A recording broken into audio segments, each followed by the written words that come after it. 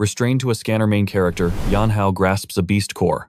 Suddenly, the screen flashes 0% affinity. Soldiers mock him until system errors blare. The core vanishes, devoured by Hao's very flesh. Instantly, his left hand violently mutates. Crimson scales erupt alongside razor claws, yet his mind remains absolute.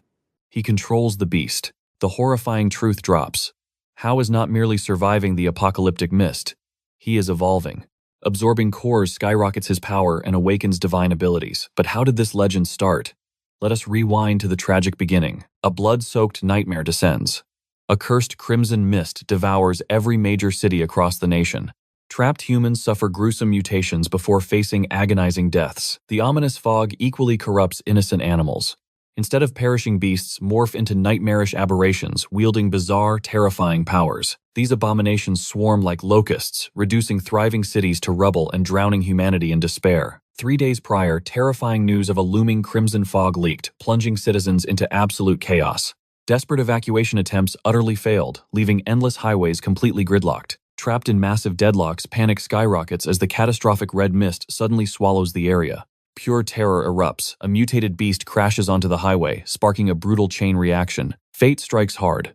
Hao's family suffers a devastating crash, leaving his beloved parents hopelessly trapped inside. Watching the abomination approach, his desperate parents beg Hao to abandon them and save his sister. Knowing death is near, they force a tearful promise. He must protect Shui at all costs. Hao fights frantically, but despair strikes. A gargantuan monster descends ruthlessly, crushing the car into steel dust. Swarms of nightmarish beasts flood the streets. Knowing death approaches, Hao ruthlessly drags his sobbing sister away, forcing them into a desperate sprint for survival. Breathless and terrified, they finally plunge into the shadows, hiding from the roaring beasts. Suddenly, agonizing red veins erupt across their faces. Hao pieces the nightmare together. Escaping, they inhaled the cursed mist, and the fatal mutation has begun. Thinking quickly, Hao immediately drenches a torn cloth with precious water. He orders Zue to tightly bind it over her trembling face. Blistering agony rips through his veins. A terrifying inner power threatens to tear him apart. Swallowing his screams to protect Shui, absolute dread hits. A massive beast finds them. Scrambling away in pure panic, their path is instantly blocked by an even more bloodthirsty monstrosity. As if cursed by heaven, a creeping horde of mutants silently surrounds the helpless siblings. Facing absolute doom, Hao fiercely pulls his sister into a protective embrace. Whispering vows of eternal protection, his heart violently pounds.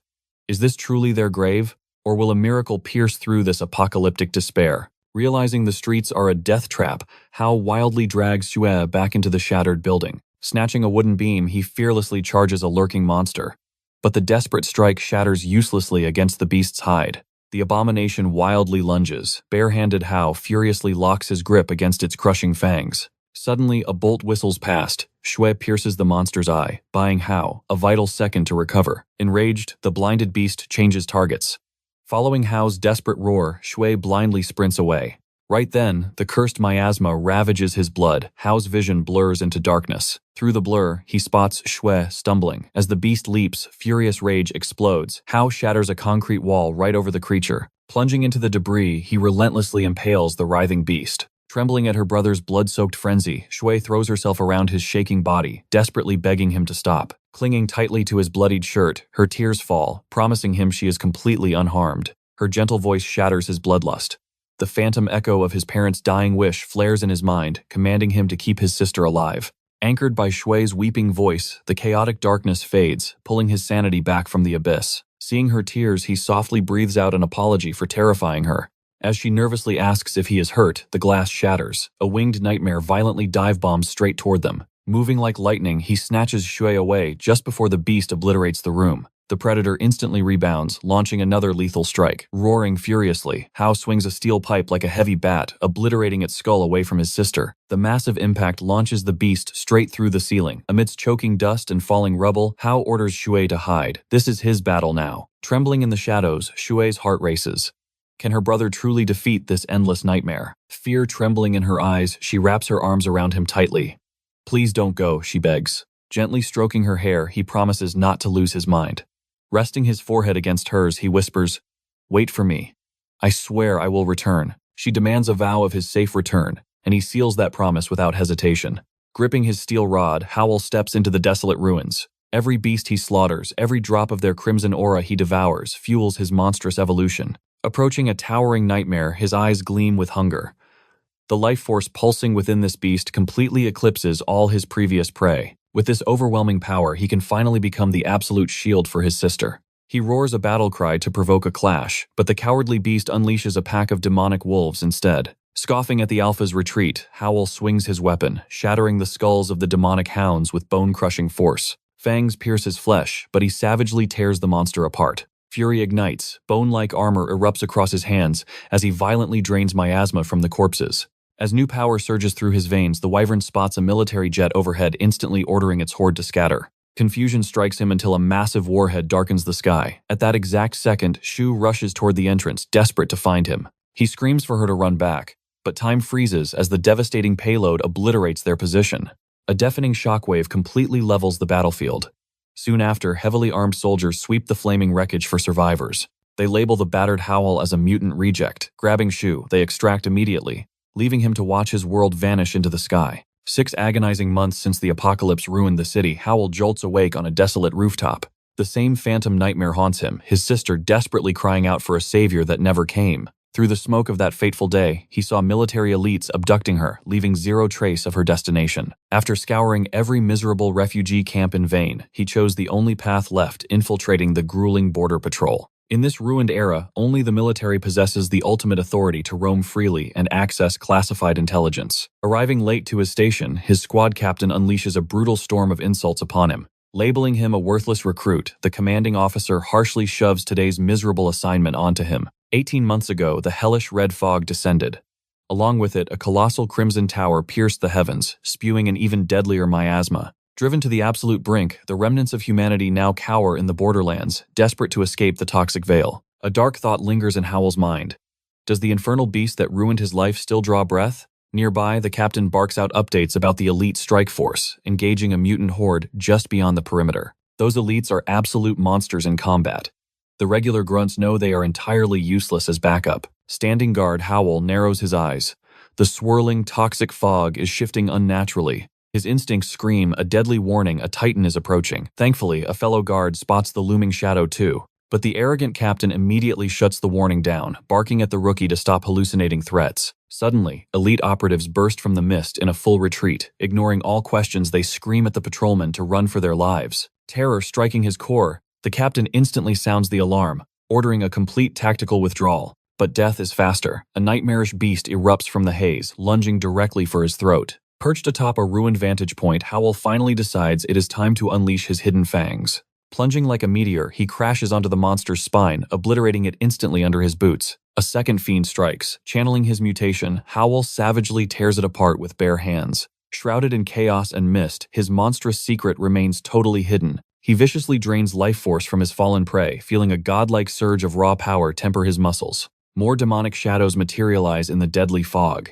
Instead of fear, a bloodthirsty smirk spreads across his face. Every new beast is just another stepping stone. He hungers for the tremendous power they provide. But before he can strike, an apocalyptic blast incinerates the horde from out of nowhere. Howl freezes in sheer shock. Pivoting sharply, he spots his attacker, Captain Rui, of the legendary Blazing Blood Detachment. A cold sweat breaks out. Did she witness his monstrous awakening? In a flash, he suppresses his aura and reverts to a weak human form. While her elite squad mops up the stragglers, Howl raises his hands in absolute surrender, playing the role of a helpless survivor. He claims to be a lowly border guard, but her piercing gaze proves she buys none of it. Her voice cuts like ice. Then tell me, rookie, why are you standing deep inside the red zone, entirely unarmed? With the monsters dead, Officer Rui reads the bloody reports. Breaking the heavy silence, Howe demands to know why he is detained. He plays the innocent victim, but she coldly counters. He had abandoned his assigned post for 2 whole hours, completely unauthorized. Coincidentally, the Crimson Nightmare erupted right after he returned. Rui slams his files down her piercing gaze, demanding the hidden truth. Trapped, Howe scrambles for a desperate bluff. He casually claims his captain already knew about his little secret disappearing act, but betrayal strikes. A fellow soldier immediately rats him out. The snitch reveals Howl always arrives late, constantly shielded by their overly lenient captain. Murderous intent flashes in Howe's eyes. He glares at the traitor, silently swearing absolute vengeance if the rat keeps running his mouth. As Rui scolds this chaotic squad, their battered captain finally regains consciousness, wrapped head to toe in thick medical bandages. Rui studies Howell's impossible military record. How did this guy cheat death? A mere rookie surviving catastrophic missions. Even elite veterans perished where he somehow walked away completely unscathed. Hao spins a smooth, desperate lie. He claims his college track team days gave him incredible speed. Terrified of dying, he simply outruns danger. Rui furrows her brows in deep suspicion. If he fears death so terribly, why join the brutal military vanguard? She interrogates him about hidden motives. Hao suddenly remembers his grueling 6-month solitary quest to find Shua. In the shadows, he had relentlessly slaughtered and devoured countless low-tier monsters. He secretly mastered his terrifying monstrous form. Moving like a phantom, he infiltrated human territories completely undetected. Back in reality, Rui steps forward, ruthlessly listing his crimes. She demands he state his punishment. Unfazed, Hao casually admits he faces a brutal military execution. Suddenly, she leans in close. She whispers about his strange, shifting hands from earlier. She demands the absolute truth behind his fake identity. Before he can confess, the earth violently shakes. A catastrophic tremor rips through the entire camp. Recognizing this terrifying sensation, Howell kicks back his chair. He immediately dashes toward the exit. A massive monster wave is approaching. Rui spots her suspect, attempting a daring prison break. She instantly grabs his skull, slamming him into the concrete. The sheer impact shatters the floor. A panicked soldier begs his terrifying superior to calm down. But the deep fractures spread. The ground collapses, swallowing them all. They awaken in utter darkness. His restraints shattered by the impact, Howell slowly rises, assessing their terrifying subterranean trap. While Rui demands a light source, the snitch aggressively blames Howell. He curses the rookie for bringing disaster. Hao warns the rat to survive first, then complain. Hearing Hao's chilling tone, the traitor freezes. The horrifying reality hits him. They might never escape this dark abyss alive. Finally, a flickering lamp pierces the overwhelming darkness, revealing their surroundings. A massive monster-dug labyrinth, Rui commands immediate order. Draw weapons, tighten formation, and prepare for absolute hell. Suddenly, Hao's enhanced senses twitch. He warns the squad about ominous shifting from a nearby tunnel. The arrogant snitch investigates. Surprisingly, a fresh breeze brushes against his trembling face from the darkness. Grinning, he turns to mockingly praise Howell's instincts. But right behind him, a grotesque shadow rises for the kill. The squad gasps. Rui screams for him to drop, unleashing a brutal barrage upon the monstrous beetle. The beast explodes. Highly corrosive acid splatters everywhere, barely missing the terrified soldier's fragile flesh. He completely loses his mind, having just brushed shoulders with the Grim Reaper. Rui fiercely commands absolute obedience, glaring at how she praises his sharp instincts. The second they escape, she expects all his hidden secrets. Hao's mind races with suspicion. She knows about his powers, yet keeps his dangerous secret hidden. Then a terrifying symphony of skittering claws echoes. The squad immediately raises their weapons. Pure nightmare fuel. A massive tide of grotesque aberrations erupts from the shadows, hungry for blood. Trapped in this tomb, Rui and her elite agents unleash a desperate storm of bullets. But the swarm is utterly endless. Forced into a tactical retreat, they sprint toward a deeper chamber. Yet something feels horribly wrong. The savage horde suddenly halts at the entrance. Bewildered, the squad cautiously pushes deeper into the cavern. One trembling step later, the horrifying truth dawns upon them. The monsters were not retreating. They were terrified. A towering Dominator-class nightmare blocks their path. It ruthlessly absorbs the thick, crimson energy from the air. The colossal beast transforms the blood mist into pure devastation. A blinding blast of destructive energy hurtles toward them. Sensing catastrophic danger, Howell screams for his squad to dodge. But fate had already sealed their doom. Rui channels everything into her sniper rifle. She unleashes a devastating shot at the beast, completely ignoring her own safety. Left with no choice, Hao awakens his power. He blocks the monstrous strike with his mutated hands, leaving everyone absolutely stunned. He assures her not to panic. He promises to reveal all his hidden secrets, but only after they survive this nightmare. Gazing at the towering aberration, the overwhelming power gap is terrifyingly clear. Rui's ultimate attack barely left a scratch. Doubt creeps into her mind. Could Hao actually defeat an entity of such godlike strength? Facing this nightmare, Hao shivers. It radiates the exact same terrifying aura as the aberration that tore his sister away. But this time, fear is replaced by burning ambition. If he devours this beast, how immense will his power grow? He unleashes a relentless barrage of attacks, but shockingly, the beast remains completely unfazed. A strike of that magnitude should have been a guaranteed, devastatingly fatal blow to any opponent. Any ordinary beast would have been instantly torn to bloody shreds. But this monstrous entity operates on an entirely different level. The terrifying truth dawns on Hao. To possess such overwhelming might, it must have devoured countless beasts, stealing their life force.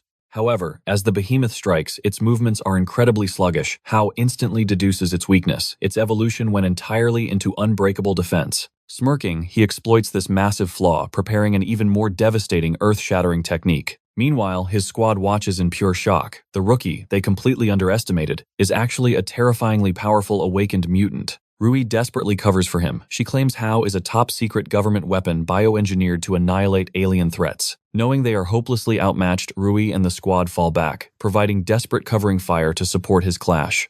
A squadmate demands to know, did she secretly hide Hao's powers all along? She claims she only discovered it during his shocking transformation. But the vice captain's eyes narrow in deep suspicion. He has never heard whispers of such taboo human experimentation. Rui spins her lie further, claiming Hao recently broke out of a dark laboratory and his presence in Border Patrol was purely fate. She forces the soldiers into a solemn vow of silence. This earth-shattering revelation must remain an absolute classified secret. Back in battle, Hao makes a grave miscalculation, narrowly dodging a destructive energy beam. The blinding beam misses him, flying straight toward the defenseless squad. The vice captain dives into the line of fire. He protects his comrades but pays with a shattered leg. A terrified officer questions his reckless sacrifice. Through gritted teeth, he declares his unbreakable vow, no comrade left behind. Even missing a leg, he feels zero regrets. Hao, meanwhile, takes a devastating hit. He is violently smashed across the cavern walls like a completely broken doll. His mystical aura fades. His depleted energy reserves can barely sustain a single mutated arm. As the colossal beast charges for the kill, Hao lies completely paralyzed. Is this really the end? The Dominator aberration viciously tosses him into a dark tunnel. The monster thrusts its bladed leg. But Rui's perfectly timed sniper round forces a miss, miraculously saving his life. Hao gasps in sheer shock. Rui fiercely reminds him that dying is not an option. He still owes her a massive explanation. The creature laughs sickeningly, and the wound caused by Rui gradually knits itself closed. Pure terror grips them as the monster displays human-like intelligence. Worse still, it rapidly devours the cavern's crimson fog, using the mystical energy for absolute regeneration. Realizing it will soon fully recover, Rui desperately screams at Hao to fall back. But to her absolute disbelief, Hao's shattered hands violently mutate once more. His eyes blaze with resolve. The beast dies today. Hao reveals a brilliant twist of fate. The beast summoned the mist to heal its wounds, but inadvertently supercharged Hao's dormant powers. Now rooted in place, it is their golden opportunity. Rui intensely warns him, one single mistake will guarantee their brutal execution. Hao merely smiles through the blood. He has danced at Hell's Gates countless times. What is one more trip into the abyss? She readies her sniper rifle fiercely, declaring they have only one single shot at this. Rui prepares to funnel her soul into one bullet to shatter the beast's impenetrable skull armor. Hao must follow up by obliterating its exposed brain. Crouching instantly, Rui snipes the monster's closing wound and screams for Hao to unleash pure hell. Hao rockets forward. He endlessly batters the fractured skull, landing a lethal godlike blow straight to its brain. As the gruesome dust settles, Rui prays they won. Suddenly, a massive shockwave erupts, violently blasting Hao away from the beast's corpse. She desperately rushes to his side. Spotting an old photograph in his torn pocket, she carefully pulls it out to investigate. Meanwhile, the beast's core crystal magically sinks into Hao's flesh. His consciousness plunges into a mystical trance, witnessing his very mutating DNA. Panic spikes as he fears absolute monstrous corruption. But a blinding golden light washes over his soul, returning control of his mortal vessel. Glowing deep within his chest lay the stolen crystal from the slain aberration. Observing the crystal, he marvels. It constantly absorbs and stores the crimson mist. Hao celebrates freely, devouring the infinite energy without fear. But dread washes over him. The crystal is reaching its absolute limit. To vent the raging energy, he mimics the giant beast's devastating strike. Compressing the volatile mist, his power surges. Suddenly, his eyes snap open in a hospital bed. The lethal blast is already aimed straight at the door. Rui steps inside at the worst possible moment, locking eyes with the deadly mist projectile. "What are you doing?" she screams in sheer panic. "Move," he roars back. The sphere misses her, obliterating the facility in an earth-shattering explosion. Just 5 minutes before this absolute chaos, Rui arrives to check on Howell while he recovers in the medical ward. First, she checks the neighboring intensive care room. Her injured vice captain is also resting in the same recovery sector. Immediately, he demands to know Howell's true identity, a government test subject. This completely defies all classified records he knows of. Rui's gaze turns ice cold. His existence is absolute top secret, she warns. Focus on healing your own wounds and forget these dangerous matters. Turning her back to leave, she drops a sudden bombshell. His official transfer request has already been filed. He is being reassigned to the headquarters logistics division, a quiet desk job supposedly so he can rest and fully heal. Furious, he threatens to report the Howl incident to the chief of staff. Also, her own father. This instantly crosses Rui's ultimate bottom line. Her aura turns deadly. She instantly revokes his comms, ordering him to stay put with zero outside contact. Storming out of the room, she commands a nearby patrol guard to escort her straight to Howl. Reaching the secured entrance, she orders the guard to hold his position at the door while she steps into the room alone. The second, she cracks the door open. A pure shock freezes her blood. Howl is channeling a devastating energy blast directly at her. Panic flashes in Howl's eyes, but the deadly power is already unleashed. By a pure miracle, Rui barely dodges the strike. The overwhelming blast vaporizes the hospital wall, tearing a massive gaping crater straight through the next 3 adjacent buildings. Tremors rock the vice captain's ward. Witnessing the absolute destruction, he instantly knows only the mysterious Howl could cause this. A dark thought hits him. How long can Rui possibly keep this monster's true identity hidden? Rui recognizes that terrifying technique immediately. It belonged to the fallen aberration. Glaring at him, she demands absolute honesty right now. On the isolated rooftop, Howl finally unveils the shocking truth behind his mysterious powers. Her mind reels in disbelief. He does not just consume monster cores. He literally steals their terrifying abilities for himself. He confesses his newest evolution. His body now processes the deadly crimson fog, while his shattered energy crystal automatically repairs itself. Rui marvels at this incredible potential, but Howl is plagued by a dark dread. The horrific reality haunts him. What if this intoxicating surge in strength inevitably twists him into a mindless monster in the end? He asks the captain, "Am I even human anymore?" Staring into his eyes, she replies gently, "You are simply one of a kind." She firmly declares his fate lies in his own hands. "Your choices dictate your path," she says. "Will you be a savior or a beast?" Her gentle tone vanishes, replaced by military coldness. She lays out 2 absolute paths for his survival moving forward. The ultimatum is ruthless.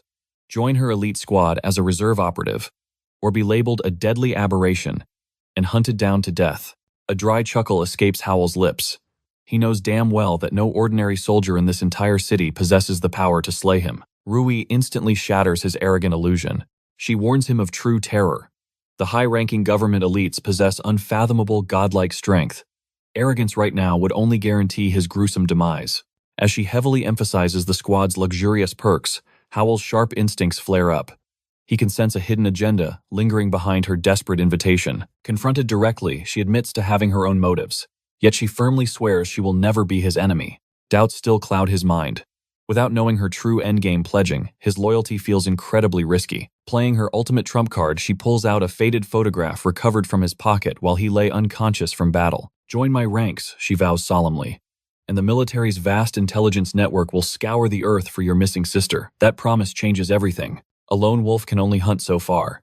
With the Empire's supreme resources backing him, his search grid would expand to unimaginable new horizons. The contract is sealed. He accepts her offer, but instantly demands a hefty salary increase. Desperate for his power, Rui instantly agrees. She officially ordains him as a Blazing Blood Reserve operative, complete with max-tier salary and elite perks. "Head to the patrol base," she commands, "and get your registration paperwork finalized immediately." As he turns away, she drops a heavy bomb.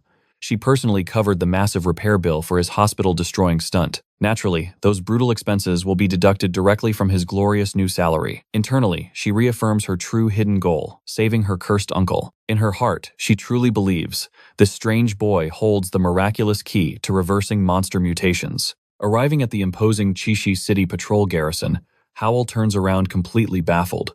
The slippery Snitch has mysteriously tagged along for the ride. Snitch grins, revealing that Rui and Lin have their eyes on him. Even stuck in logistics, he promises they will watch each other's backs in the shadows. Howl blanks. He stares at the guy, racking his brain for a real name, only to realize he never gave him a second thought. Suddenly, a familiar silhouette catches Snitch's eye.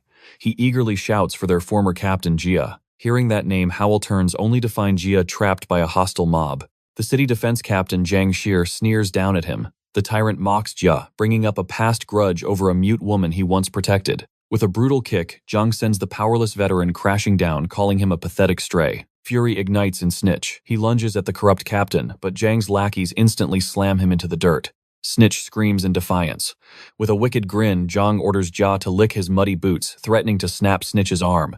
Cornered and desperate, the former captain falls to his knees. Just as all hope seems lost, a commanding grip halts Jia. Howl has arrived. With a calm smile, Howell thanks the old captain. It was finally time to repay his past kindness. Howell's aura turns lethal. He warns the guards to back off, promising to snap their bones like brittle twigs if they cross him. Enraged, the armed thugs swarm him. But in a blur of motion, Howell annihilates the entire squad in just 4 seconds. The surviving guards cower behind their boss, hyping up Jang as a rank E warrior destined to crush this arrogant brat. Rattled by that terrifying speed, Jang draws his firearm and unloads a hail of bullets. Yet Howell dances through the gunfire with impossible grace. In a flash, Howell snatches the weapon, crushing solid steel with one bare hand. He mocks the pathetic draw speed, claiming it holds not even 1% of Rui's lethal precision. Humiliated, Jang thrusts a combat knife, but Howell catches his wrist mid-strike, effortlessly hoisting the massive captain off the ground by his throat. Remembering how this tyrant tried to break Jia's pride, Howell disarms him, violently slamming the heavy captain into the concrete to silence him. Realizing they just picked a fight with a monster, the remaining lackeys scatter like terrified rats in the night. As the dust settles, Howell gently returns Jia's crutch, while Snitch showers their savior with absolute awe. Jia expresses his deep gratitude, but Howell brushes it off as a simple debt repaid. However, Jia dreads the inevitable retaliation from the city defense forces. Snitch grins, telling him to relax. They are now untouchable members of the elite special response unit. Later that night, at the unit's hidden base, Rui verifies that Howell's endless mountain of paperwork is finally complete. She reveals his forwarded transfer request. The top brass at headquarters has already stamped his official approval. Thrilled, he asks if he is a full-fledged agent. But she cools his fire, warning him to brace himself for the brutal trial that lies ahead. His true crucible awaits in Huchen. He must travel to headquarters and survive the grueling entry exams for the legendary Blazing Blood Division. Still, Rui smirks with absolute confidence, knowing his monstrous strength will shatter those exam standards. With burning resolve, Howell steps out, ready to obliterate the Academy's historical records. En route to the Blazing Blood Sanctuary in Huchen, Rui breaks down the strict power hierarchy and lethal assessment protocols. Howell raises a brow, wondering how his scrawny patrol teammate even got a ticket to such an elite bloodthirsty vanguard unit. Rui casually dismisses the concern. Since that guy is bound for the logistics, Shadow's raw combat prowess means absolutely nothing. She shifts gears, explaining that awakened individuals who harness supernatural feats are bestowed the ultimate title of warriors. This hierarchy scales from the lowest rank E up to the legendary rank S. The monstrous aberrations follow a similar terror scale from Scout and Hound classes, peaking at the apocalyptic Overlord Behemoth and Calamity classes. In this deadly food chain, a rank E warrior is just barely equipped to slaughter a basic Scout class nightmare. A rank D fighter wields enough raw power to slaughter a rabid Hound class beast. Climbing higher ranks C and B clash head-on with the devastating might of Overlord class monstrosities. At the absolute apex, rank A and rank S demigods alone can rival the apocalyptic Behemoth and Calamity level titans. Rui dives into beast core affinities, revealing that only nightmarish aberrations born from the cursed Crimson Fog actually harbor supernatural gifts. By syncing with these cores through beast core armament, human warriors forcefully awaken their own devastating elemental powers. Yet, a warrior's natural bodily strength acts as the ultimate ceiling for this mystical harmony. Without forging that vital soul connection to a core, any fighter is permanently cursed to rot at rank E. Mid-journey, Rui spots a convoy of elites speeding toward the base. A cold tension grips her. A storm is brewing. An hour later, the rookies stand frozen at the exam grounds. The imposing rank, a superior Lin, steps up to the podium. Her voice cuts like ice, stripping away all their privileged titles. She declares that inside Blazing Blood territory, dirty politics and silver spoons will be crushed without mercy. With the rules established, the grueling physical trials commence. Strapped with 50-kilogram weights for a 100-meter sprint, Hao completely obliterates the competition, showcasing monstrous speed and relentless stamina. The next brutal trial, hoisting a massive 500-kilogram electromagnetic dumbbell, while others pop blood vessels trying to budge it.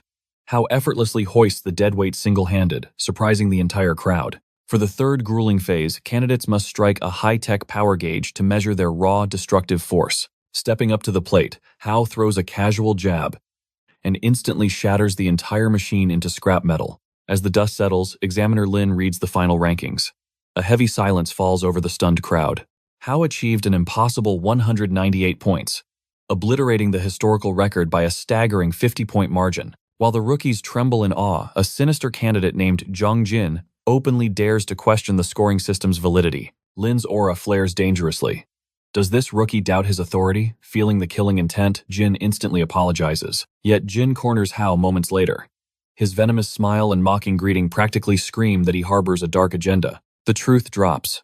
Jin is the little brother of the Chi defense captain whom Hao utterly humiliated. He seeks cold-blooded revenge. Restoring order to the arena, Lin reveals the remaining scores. It turns out a few hidden dragons lurk among these fierce candidates. Naturally, Hao's legendary performance shocked his peers. The elite brass observing from the shadows are now locked onto his potential. The weak are immediately expelled. Only the top 15 elites remain ordered to brace themselves for the ultimate trial. The Beast Core affinity test. Back in the barracks, Jin practically foams at the mouth over his defeat. Seething with rage, he initiates a secure uplink with two mysterious elites. The shadowy figures coldly mock him, reminding him he only passed because his brother licks the boots of the Green Vine faction. Their voices drip with venom. Do not dare squander this single pathetic opportunity they handed him. Biting back his humiliation, Jin swears an oath. He will enter blazing blood for his brother's sake. The scene shifts to the Beast Core station. The surviving elites assemble as the stern examiner breaks down the mechanics. The rules are simple.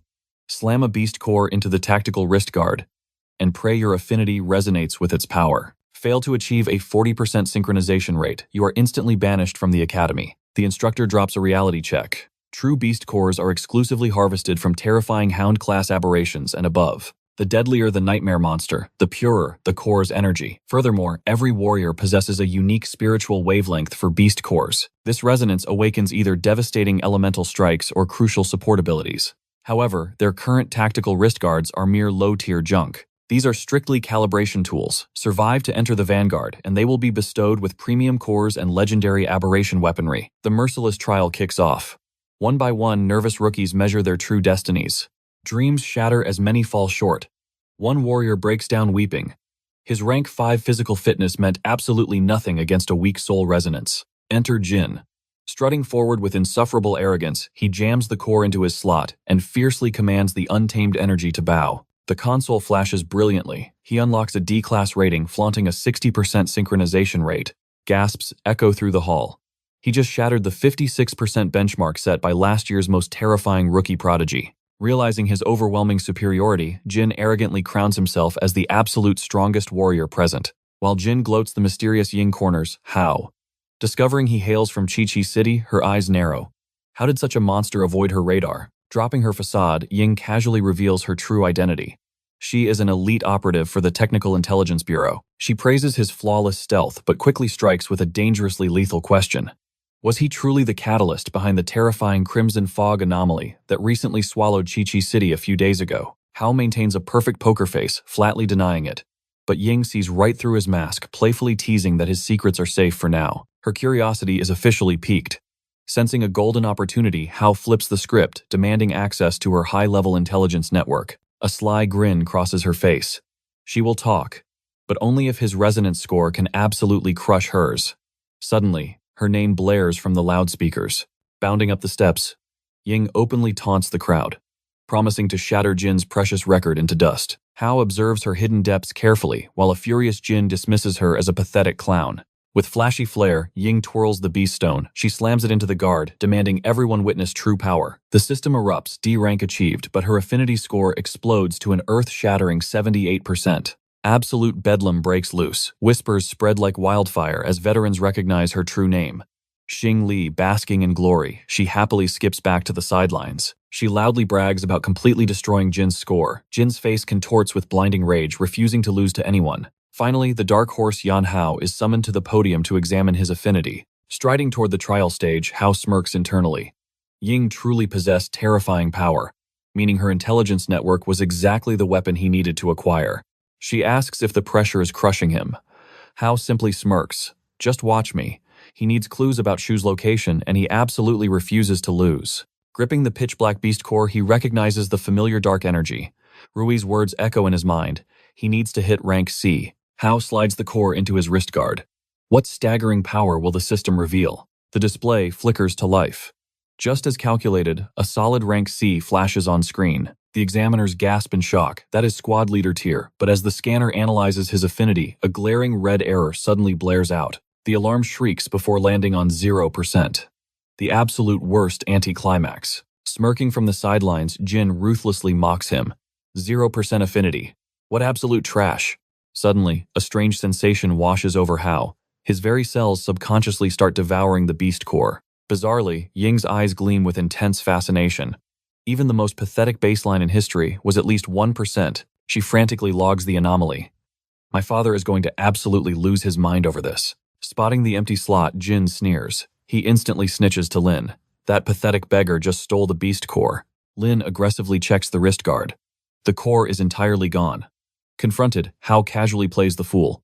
I have zero idea where it went. Hao's mind races at lightning speed. If he does not spin a flawless lie right now, he will become a dissected lab rat.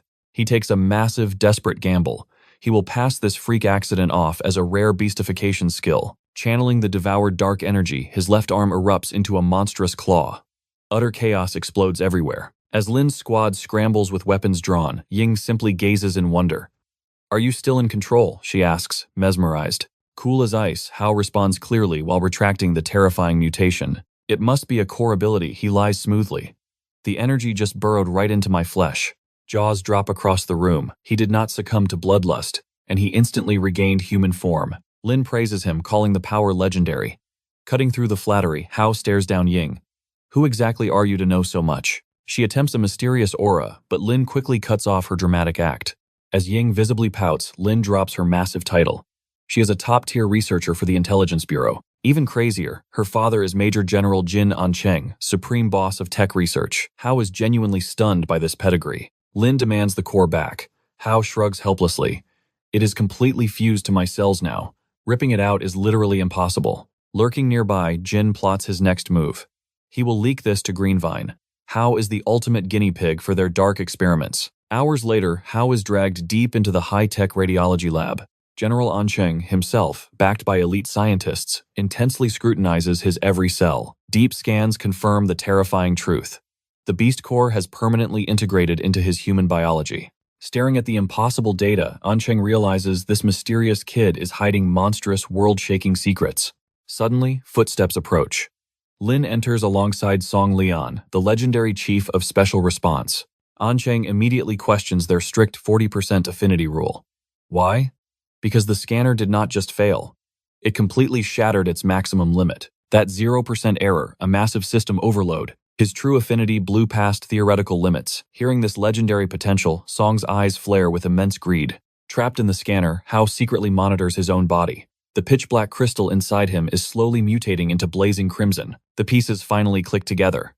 This terrifying crimson evolution is the direct result of plundering that core. A thrilling revelation hits him. The more monstrous the aberration he devours, the more godlike his own power will become. It is an absolute cheat code. He can endlessly slaughter and evolve without any limits.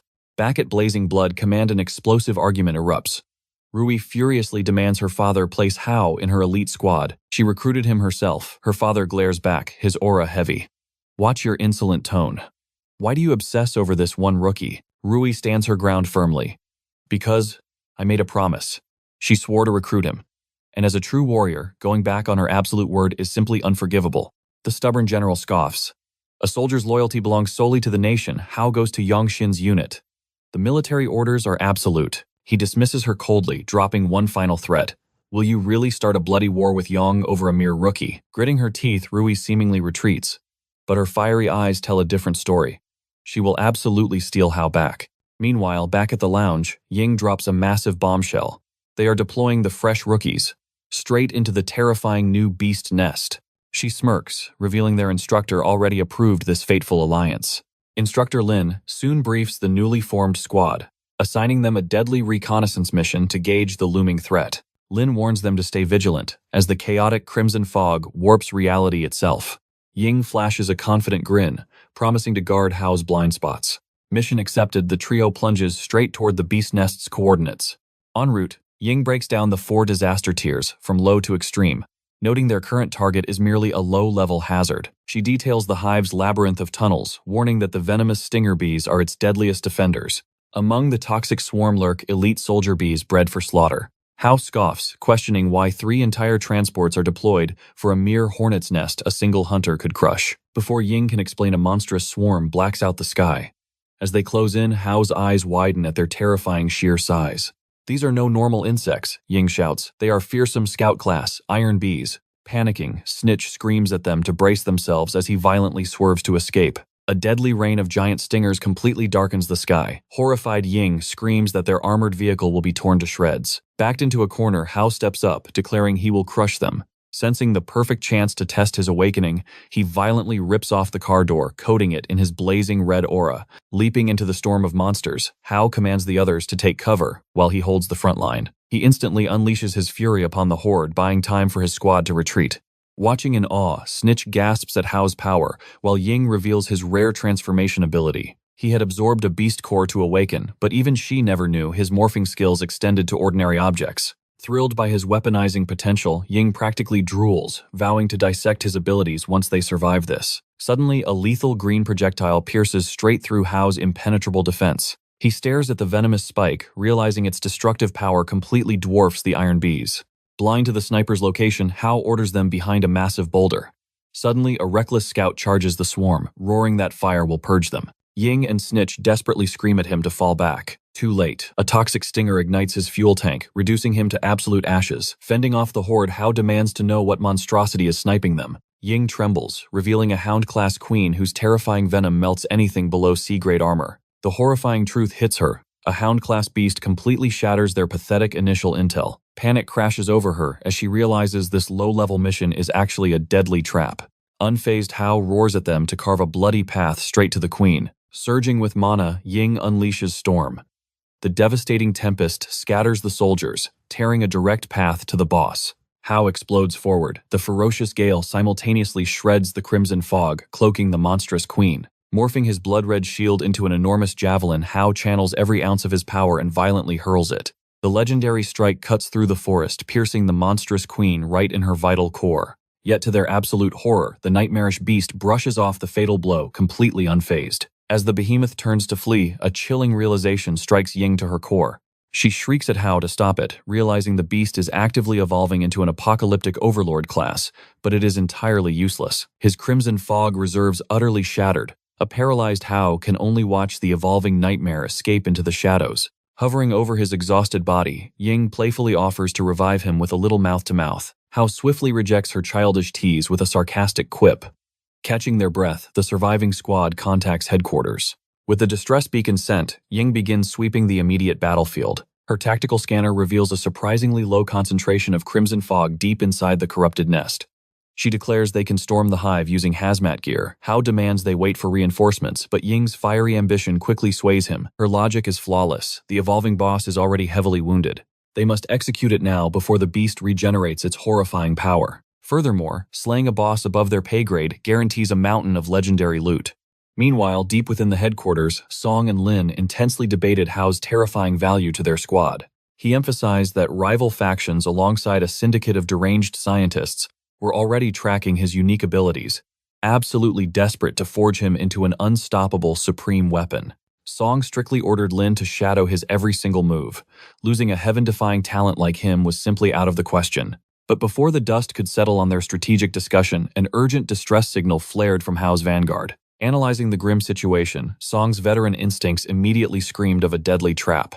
He instantly commanded Lin to deploy Rui's elite strike force for massive backup. Their absolute priority was keeping Hao and Ying breathing, all while brutally eradicating that monstrous threat. Suddenly, their tense briefing was interrupted by Yongji Rui's fierce vice captain.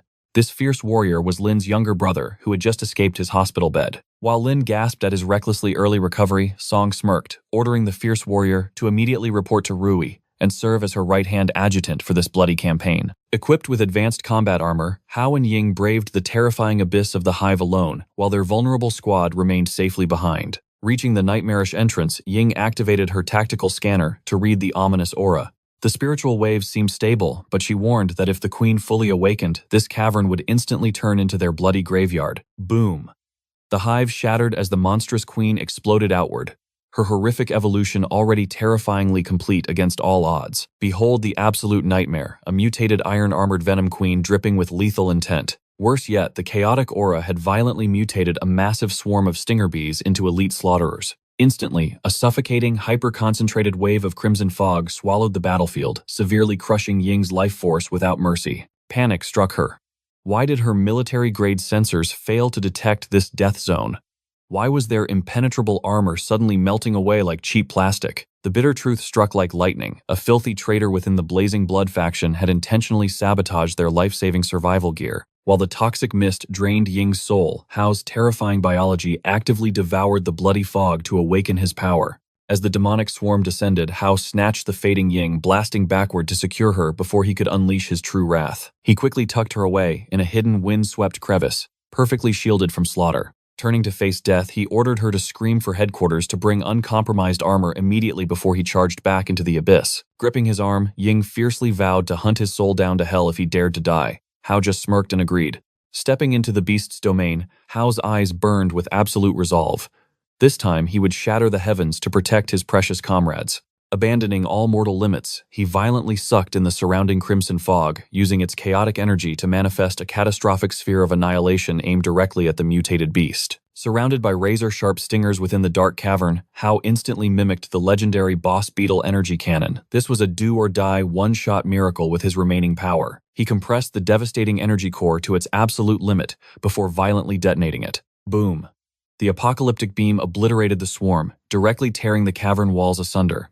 Waiting in the suffocating dust, Hao prayed to the heavens. His desperate gamble had worked. But as the smoke cleared, pure despair washed over him. The monstrous swarm fluttered unharmed, completely unaffected by his ultimate strike. Just 3 minutes prior, a frantic Ying had ripped open her sabotaged sensor, desperately rewiring its core to expose the truth. The second she locked the final gear in place, blaring alarms screamed of catastrophic danger. The suffocating crimson fog was so insanely dense it had shattered mortal survival limits. Trembling at readings, screaming double the lethal limit, Ying wondered how this was possible. Suddenly, a monstrous explosion violently shook the earth, dragging her outside to investigate. Gazing at the bloody haze, Ying realized Hao's explosive attack had tragically churned the lethal miasma, multiplying its density. The horrifying truth hit her. Every low-tier drone had forcibly ascended to Hound class. Meanwhile, drowning in the concentrated mist, Hao morphed his flesh into an unbreakable bloody aegis, desperately weathering the brutal onslaught in a defensive stance. As the deathmatch dragged on, Hao cursed internally. His stamina was bleeding away far faster than his terrifying absorption could recover the energy. Watching bulging, corrupted veins crawl up Hao's neck, Ying felt her heart stop. She instantly suspected his protective armor had also been completely compromised. With the toxic readings skyrocketing beyond belief, Ying desperately conjured a swirling sphere of pure gale force wind, hurling it directly at Hao to help him disperse the suffocating crimson prison. Crack! As the tempest neared him, she detonated it like a bomb, completely purging the suffocating bloody fog from his immediate zone. Shock jolted through Hao. The sudden purity severed his demonic absorption, instantly stripping him of his only source of desperate combat energy. Seizing the opening, the savage beasts rained a storm of venomous lances. He desperately raised his mutated shield to survive. But the monstrous spikes shredded his defenses like paper, flooding his veins with a terrifyingly paralyzing toxin. A spine-chilling killing intent locked onto his blind spot. Frozen by the venom's wicked paralysis, Hao realized he had zero chance to dodge the Reaper. Clang out of nowhere.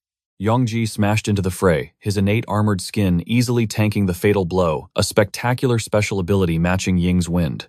Stunned by this sudden salvation, Hao gasped out Lin's name in pure disbelief. But Lin shouts for absolute focus. This battle is far from finished. A massive swarm prepares to strike until blinding purple beams suddenly obliterate them from above. Hao traces the scorching energy trail, his eyes locking onto Rui.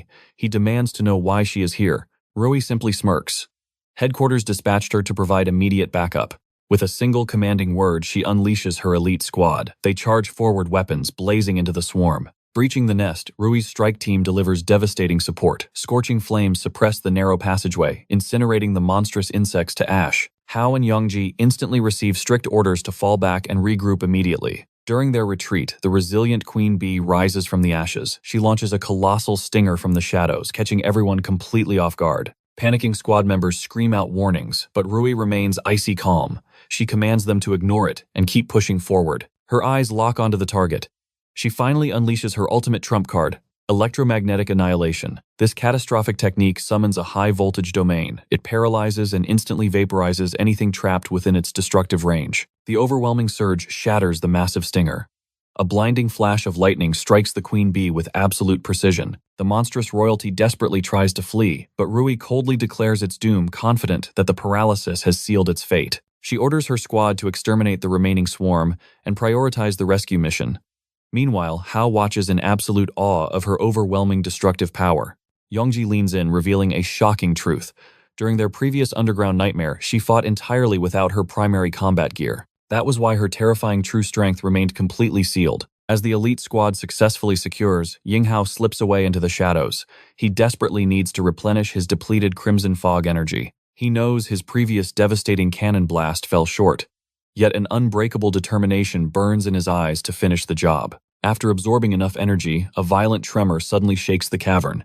Chaos erupts everywhere. He turns around and freezes in absolute horror. The battered queen is desperately devouring every last trace of Crimson Fog in the nest. The terrifying truth hits them.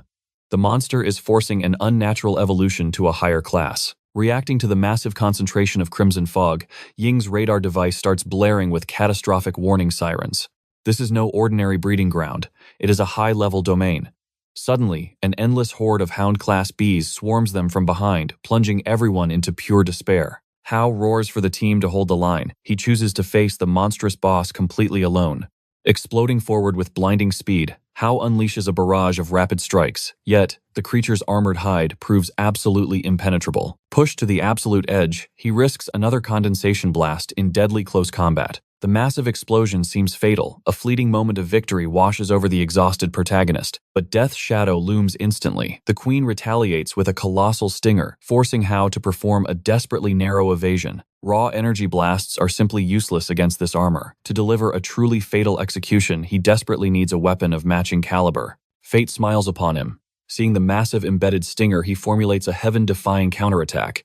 Gripping the deadly spike, Hao channels his materialization and twine ability. He forges the monster's weapon into a legendary blade.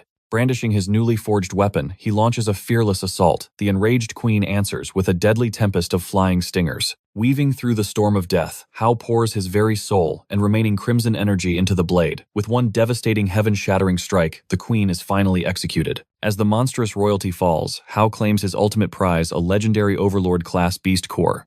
The core violently merges with his body. The overwhelming surge of divine energy instantly knocks him unconscious. Without their master, the remaining swarm loses power and gets slaughtered. Absolute panic grips the strike team as they find their heroic protagonist lying motionless on the blood-stained battlefield. The chaotic energy from the core shuts him down.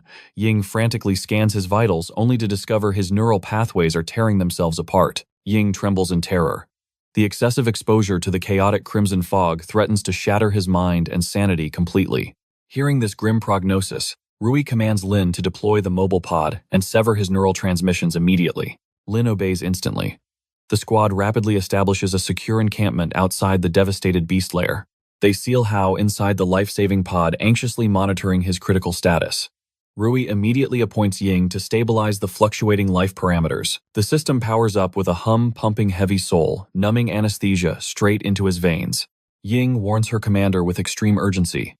This is merely a temporary seal. They must evacuate him to headquarters before the time runs out. Deep in his dark mindscape, Hao battles a terrifying demonic alter ego, forcing him toward complete beastification. The dark entity violently crushes his spirit, dominating him with overwhelming malice. Memories flash before Hao's fading eyes as the demon slams him down. Is this truly the end? Suddenly, the warm memory of his parents flickers to life. Their voices echo, commanding him to survive and protect his sister. Shu's tearful plea echoes in his mind.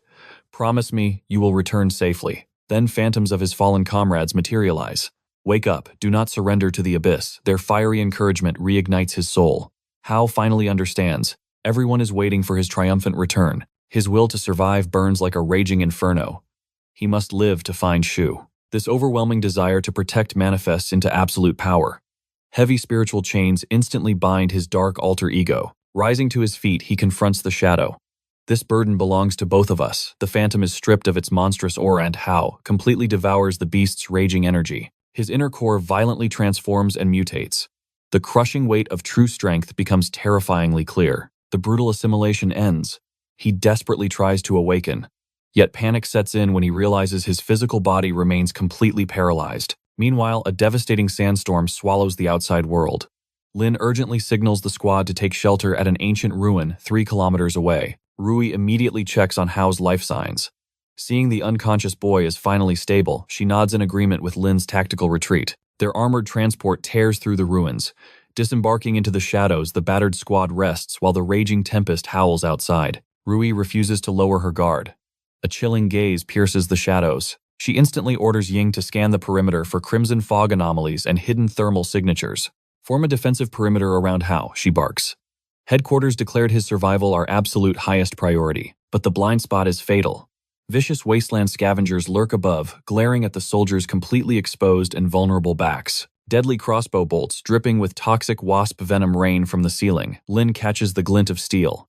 Take cover immediately, he roars. The ambush escalates as a colossal boulder plummets toward them.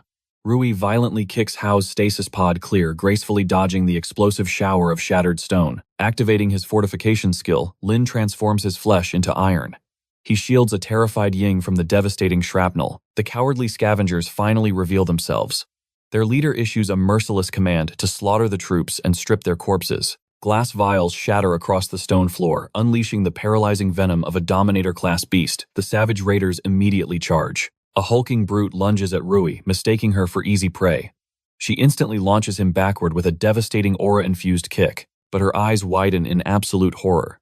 A heavy grappling hook snags Hao's pod. The raiders haul the pod away. Rui desperately lunges forward, but the Dominator toxin takes effect. Her paralyzed body crashes to the cold floor. Greed drives the savage raiders. Seeing the elite troops guard it so fiercely, they assume the metallic coffin holds an unimaginable treasure. Ying crawls after them, but a vicious arrow pins her foot to the ground. Swallowing the agonizing pain, she screams Hao's name in pure despair. She can only watch helplessly as the enemy steals him away. Time bleeds away in the silent ruins.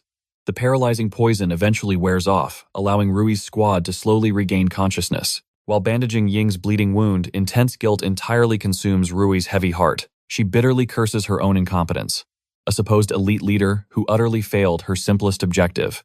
Ying disagrees. The ambush was flawlessly executed. She firmly believes they were set up and the raiders somehow knew their exact movements beforehand. Rui's eyes narrow sharply.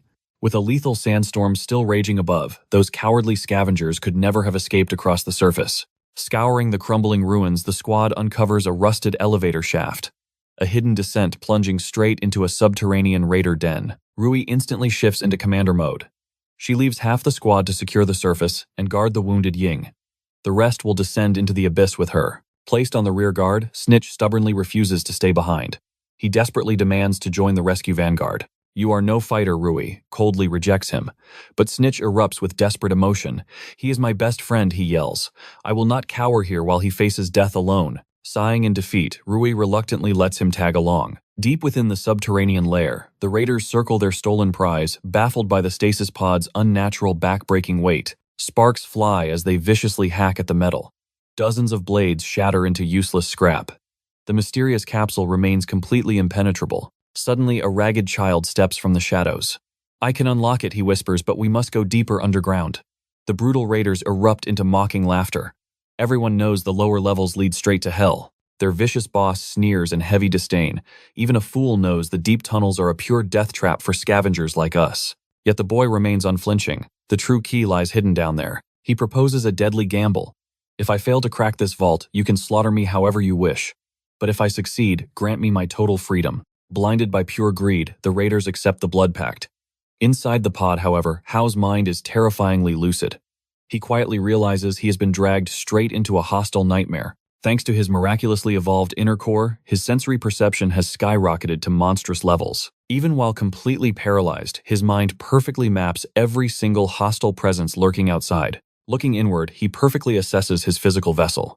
He reads his newfound stats, analyzing every drop of surging crimson energy. A sinister revelation surfaces. He has fully inherited the Fallen Queen's deadly poison gland, an incredibly intriguing new weapon. Leaving their guards behind, the remaining raiders plunge into the shadowy depths. Guided by the kid, they drag the mysterious box in search of its key. Upon arriving, the boy gestures toward a shattered fragment of a fallen aberration beast.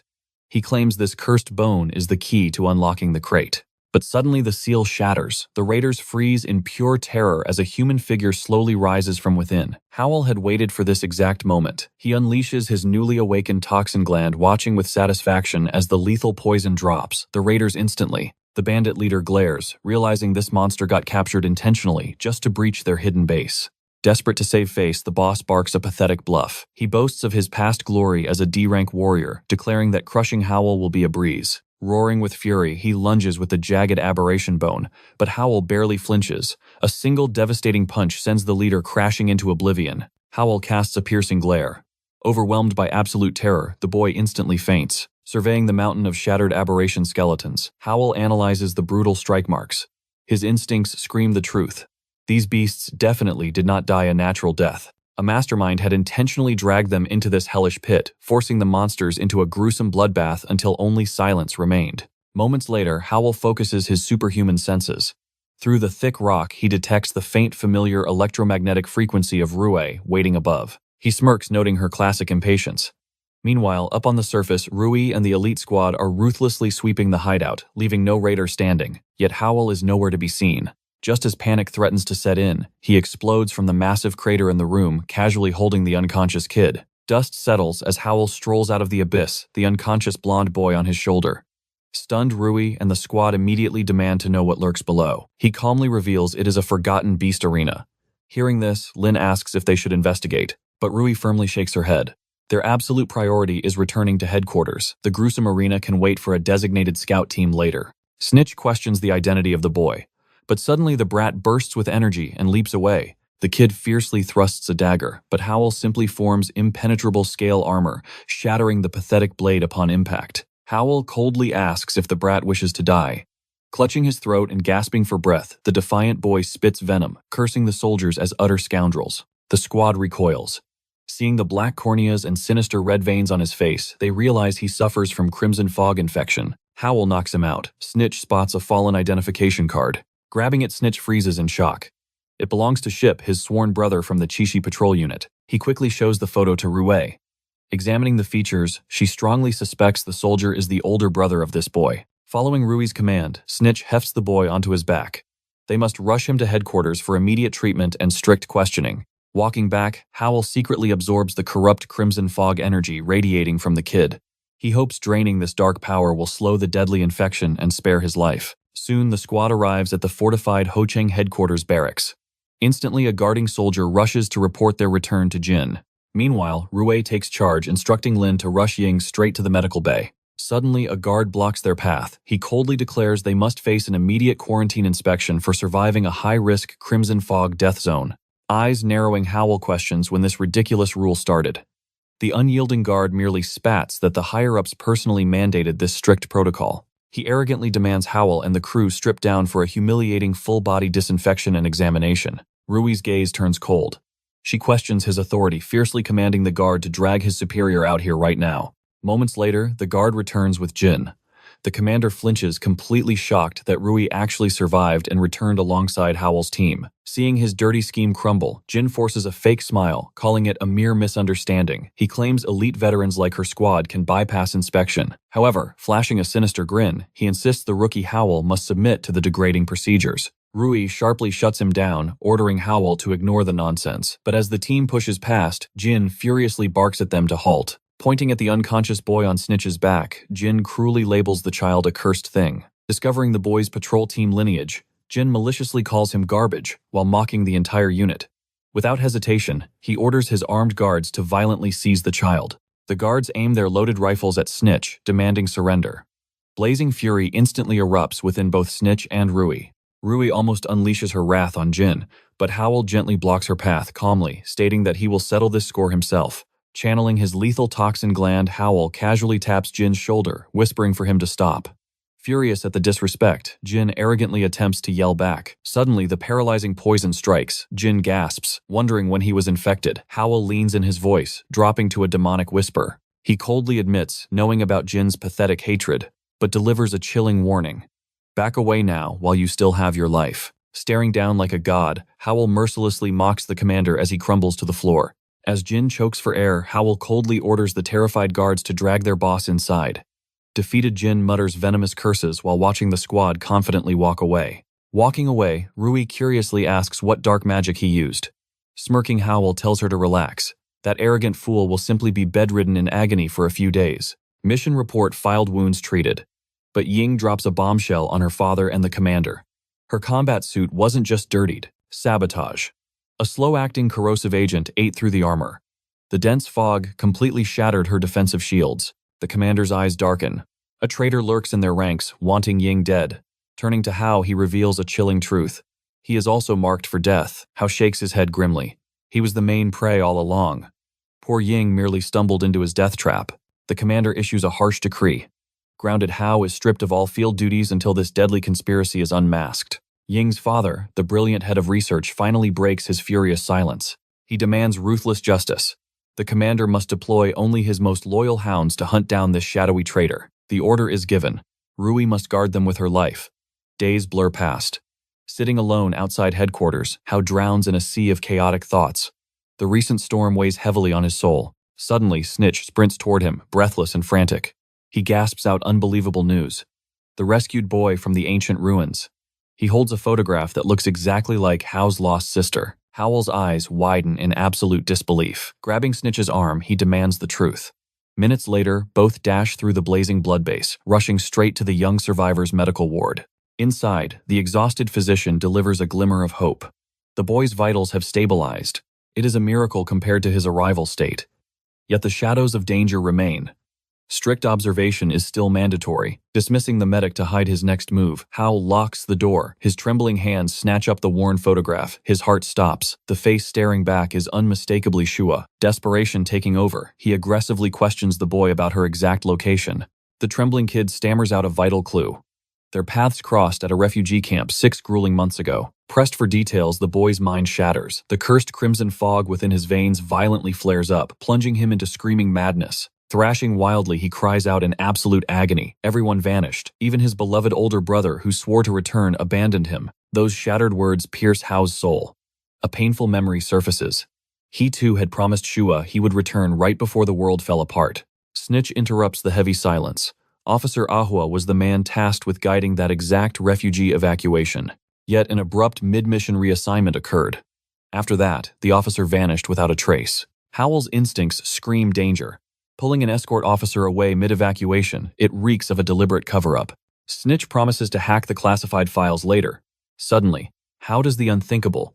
Pressing his palm against the screaming boy, he absorbs the lethal crimson energy directly into himself. He shoots his comrade a deadly serious glare. This divine ability must remain an absolute secret from everyone. The demonic aura fades. The boy breathes easily again. Howell strikes a solemn vow.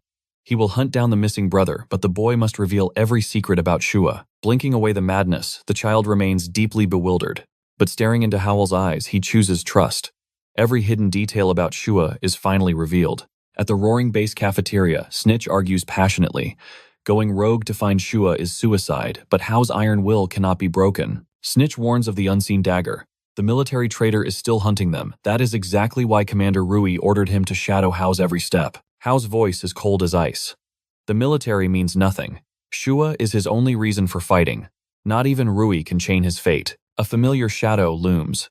Rui has heard every single rebellious word. Flanked by Ying, she smoothly steps out. A smirk crosses her face. She never planned on locking him in a cage. Retreating to a secure bunker to dodge prying ears, the real game begins.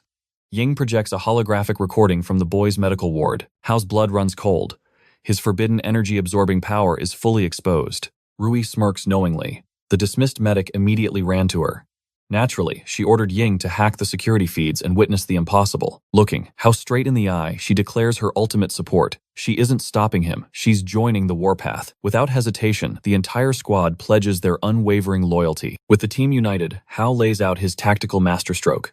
Meanwhile, miles away, in the desolate ruins of Chishi City, the sinister Zhang emerges from the shadows. His network of spies has paid off.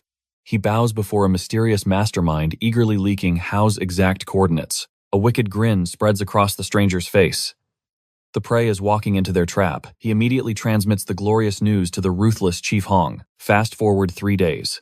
At the heavily fortified Chishi border, an army of armed guards paralyzes the highway, ruthlessly tearing apart every passing vehicle. Trapped in the endless metal sea, our heroes are sitting ducks. Ying remains firmly stationed at base command, acting as their digital guardian angel with state-of-the-art surveillance tech. Amidst the tension, Hao mocks Rui's ridiculously flashy sports car. She fires back with a smirk. For a covert Black Ops mission, hiding in plain sight is the perfect camouflage. Just as the suspicious guards approach their window, disaster strikes. A massive pack of bloodthirsty Iron Ridge wolf aberrations erupts from the wasteland, charging with terrifying speed. Panic erupts. The cowardly guards flee instantly, abandoning the trapped civilians to face the approaching slaughter. Hao finally steps from the shadows, ready to annihilate the entire beast pack. Approaching the towering gates, Hao spots bloodthirsty wolves hunting down helpless civilians. In a flash of steel, he mercilessly cleaves a beast in half. The terrified survivor freezes in absolute shock. Hao orders him to flee immediately if he values his life instantly, recognizing the creatures as mere scout class. Facing the charging horde, a painful memory surfaces. A dark flashback of that fateful day, he desperately tried to escape alongside Shuo. But in this lifetime, Hao swears he will never let tragedy strike twice. A single devastating strike obliterates the entire wolf pack. Trembling at this godlike display, the defense corps realizes he must be their primary target. A panicking soldier instantly scrambles to warn Jen about the arrival of Hao. Snitch fiercely praises the absolute massacre, while Rui steps forward to command the scene. Flashing her elite credentials, she drops her title on the shaking guards, commanding them to cease all pointless inspections and open the massive gates. The intimidated guards obey, allowing their convoy inside.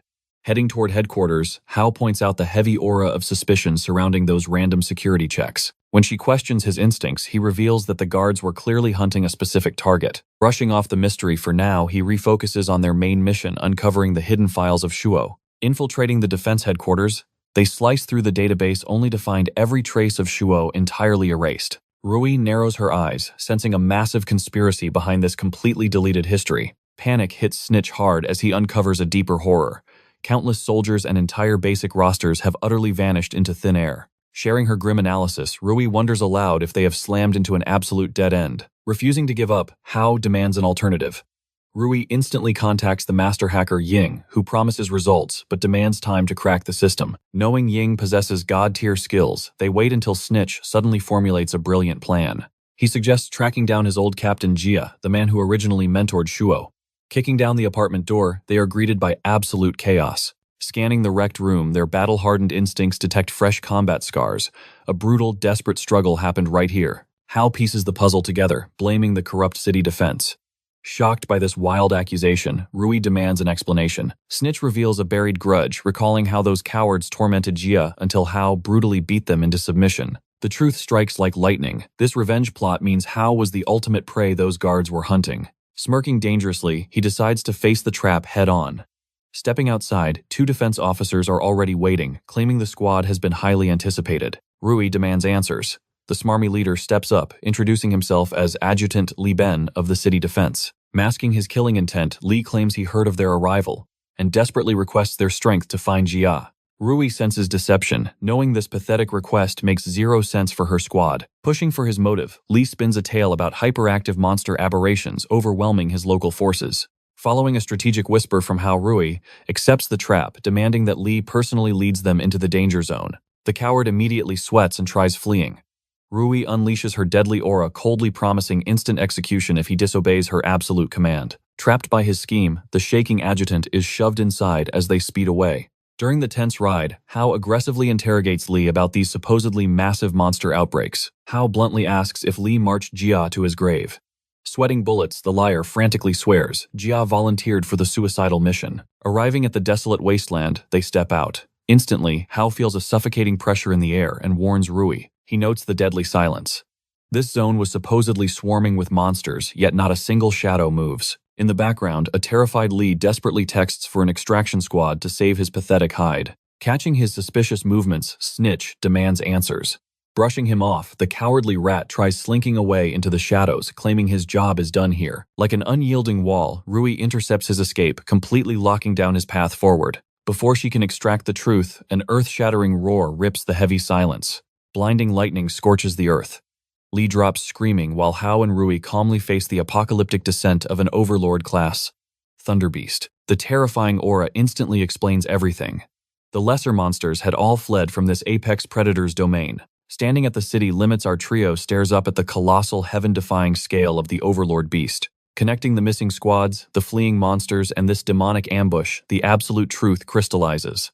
This entire disaster was masterfully orchestrated. Adjutant Li had masterminded this entire deadly trap from the very beginning. As the traitor attempts to flee, Rui instantly commands Snitch to pin him down. Snitch screams at him to halt, but Howl just scoffs.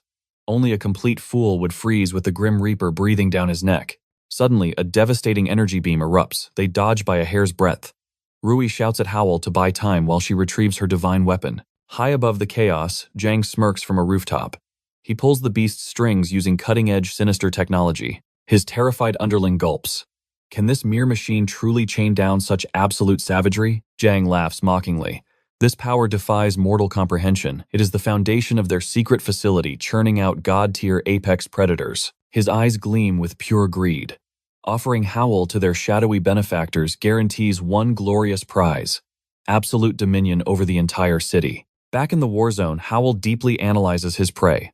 This thunderbeast relies completely on pure, crackling elemental energy. A lethal grin crosses his face. His deadly venom arts will be its absolute undoing. He blasts forward like a missile fangs dripping with deadly toxins. Crash.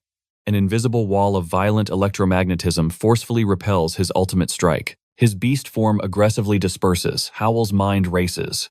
This oppressive shockwave perfectly mirrors Rui's signature technique. This is no ordinary overlord menace. Forced to retreat, Howl regroups as Rui sprints back. He desperately demands a counter to that absolute defense. Her eyes spark with pure determination. Channeling her own Thunderbeast core, she prepares her ultimate annihilation shell to shatter the barrier completely. The ultimate catch: the opening will last mere seconds. Howl smirks confidently. A few seconds is a lifetime in battle. He explodes into motion, commanding her to hold the shot until his absolute signal. Reaching the ultimate striking range, he roars the critical command. Bang. The annihilation round obliterates the barrier. Howl seizes the split-second opening, driving his lethal venom-laced strike deep into the monster's flesh. The deadly toxin courses through its veins, crippling the behemoth's terrifying speed. It thrashes in blind rage, but the tides of fate have turned. Howl dances through its pathetic strikes. He mercilessly strikes back, causing the beast absolute agony. Its offensive power dwarfs the last overlord, but stripped of its lightning, its body is incredibly fragile. Yet a dark frustration gnaws at Howl. Without Rui's crucial intervention, he would be nothing but dust. This bitter realization ignites a blazing obsession. He must transcend his limits. Battered and broken, the massive titan attempts a cowardly escape, but Howl furiously blocks its path. You dare flee without paying the blood toll. Watching his overwhelming aura, Rui makes a silent vow. She must awaken greater power to match him. Up on the observation deck, Zhang's lackey sweats profusely, absolutely horrified by their impending crushing defeat. But Zhang's sinister smile never fades. He coldly orders silence. The real nightmare has not even begun. Without warning, the air shatters. A second Overlord-tier abomination materializes directly behind a paralyzed Rui. Sensing the murderous intent, Howl desperately shoves her to safety, but the beast's massive jaws snap shut around him. Rui screams in pure agony, but the tragedy instantly halts. The monstrous jaws violently tremble, forced apart by an unstoppable, overwhelming physical force. Howl stands like a titan inside its maw, muscles bulging. He shatters its bite. Did this filthy mutt actually believe it could swallow a king? Hitting the concrete, Howl grimly analyzes the nightmare. Two Overlord-class disasters are simultaneously gracing one single battlefield. Rui rushes to his side, heart pounding. Howl clicks his tongue. An invisible nightmare beast was absolutely not on the menu. Rui quickly decrypts its camouflage art. Without an elite sensory squad, fighting a phantom is basically a guaranteed death sentence. As if to brutally mock them, the butcher beast dissolves completely into thin air. Searching blindly for the phantom, a massive barrage of divine lightning rains down from the recovered thunder beast. Grabbing. Rui Howl violently evades the blast. How did that bastard regenerate its absolute lightning powers so unbelievably fast? A fatal blind spot. The invisible butcher ambushes him, smashing him away like a fragile doll. Driven by terror, Rui hurls a crackling sphere of high-voltage lightning. The surging electricity scorches its flesh. Shrieking in ultimate agony, the coward instantly cloaks its terrifying presence once more. Howl recovers, sharpening his battle instincts. Tracking a stealth assassin by sheer instinct is a nearly impossible gamble. But a confident spark ignites in Rui's eyes. That last shock planted a magnetic tracker. She can feel its exact heartbeat through the current. Howl's lips curl into a demonic smirk. Perfect. Point out the exact coordinates. One absolute strike will end this farce. Back left blind spot, she screams. The Phantom Titan hurtles forward, aiming for a lethal absolute decapitation. But Howl violently pivots. He ruthlessly pries its monstrous jaws open instantly, condensing a terrifying sphere of compressed beetle energy. Swallow this, you filthy parasite. He detonates the raging energy, point blank. A horrific explosion completely vaporizes the top of its skull. The headless abomination crashes to the earth. Howl locks eyes with the trembling thunderbeast.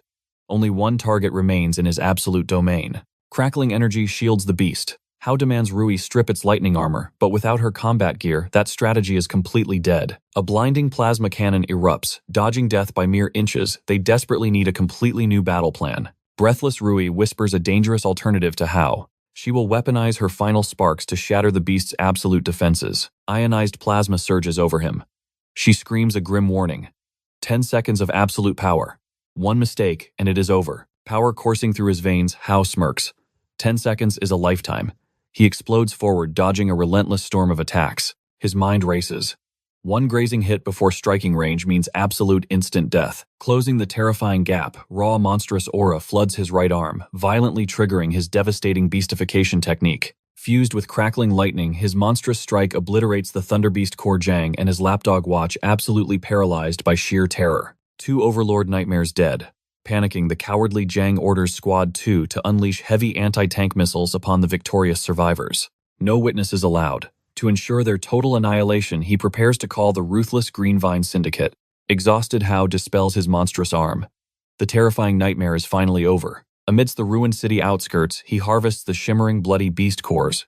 Planning to reward Rui for her crucial support, he turns around only to find her utterly collapsed on the cold rubble. Snitch arrives, dragging the captured lackey. He freezes, absolutely horrified seeing their fierce captain lying completely unresponsive. Her aura is completely burnt out. Total catastrophic mana depletion. Thank heavens. No crimson fog means this is merely extreme physical fatigue. Up on the rooftop, the snipers lock on. But wait.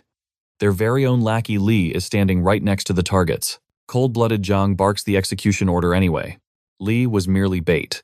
Now caught in the lethal crossfire, Zhang considers his pawn just acceptable collateral damage. Boom, the heavy missiles scream down. But impossibly every single warhead completely misses the mark. Realizing he was betrayed, a furious Li instantly sings.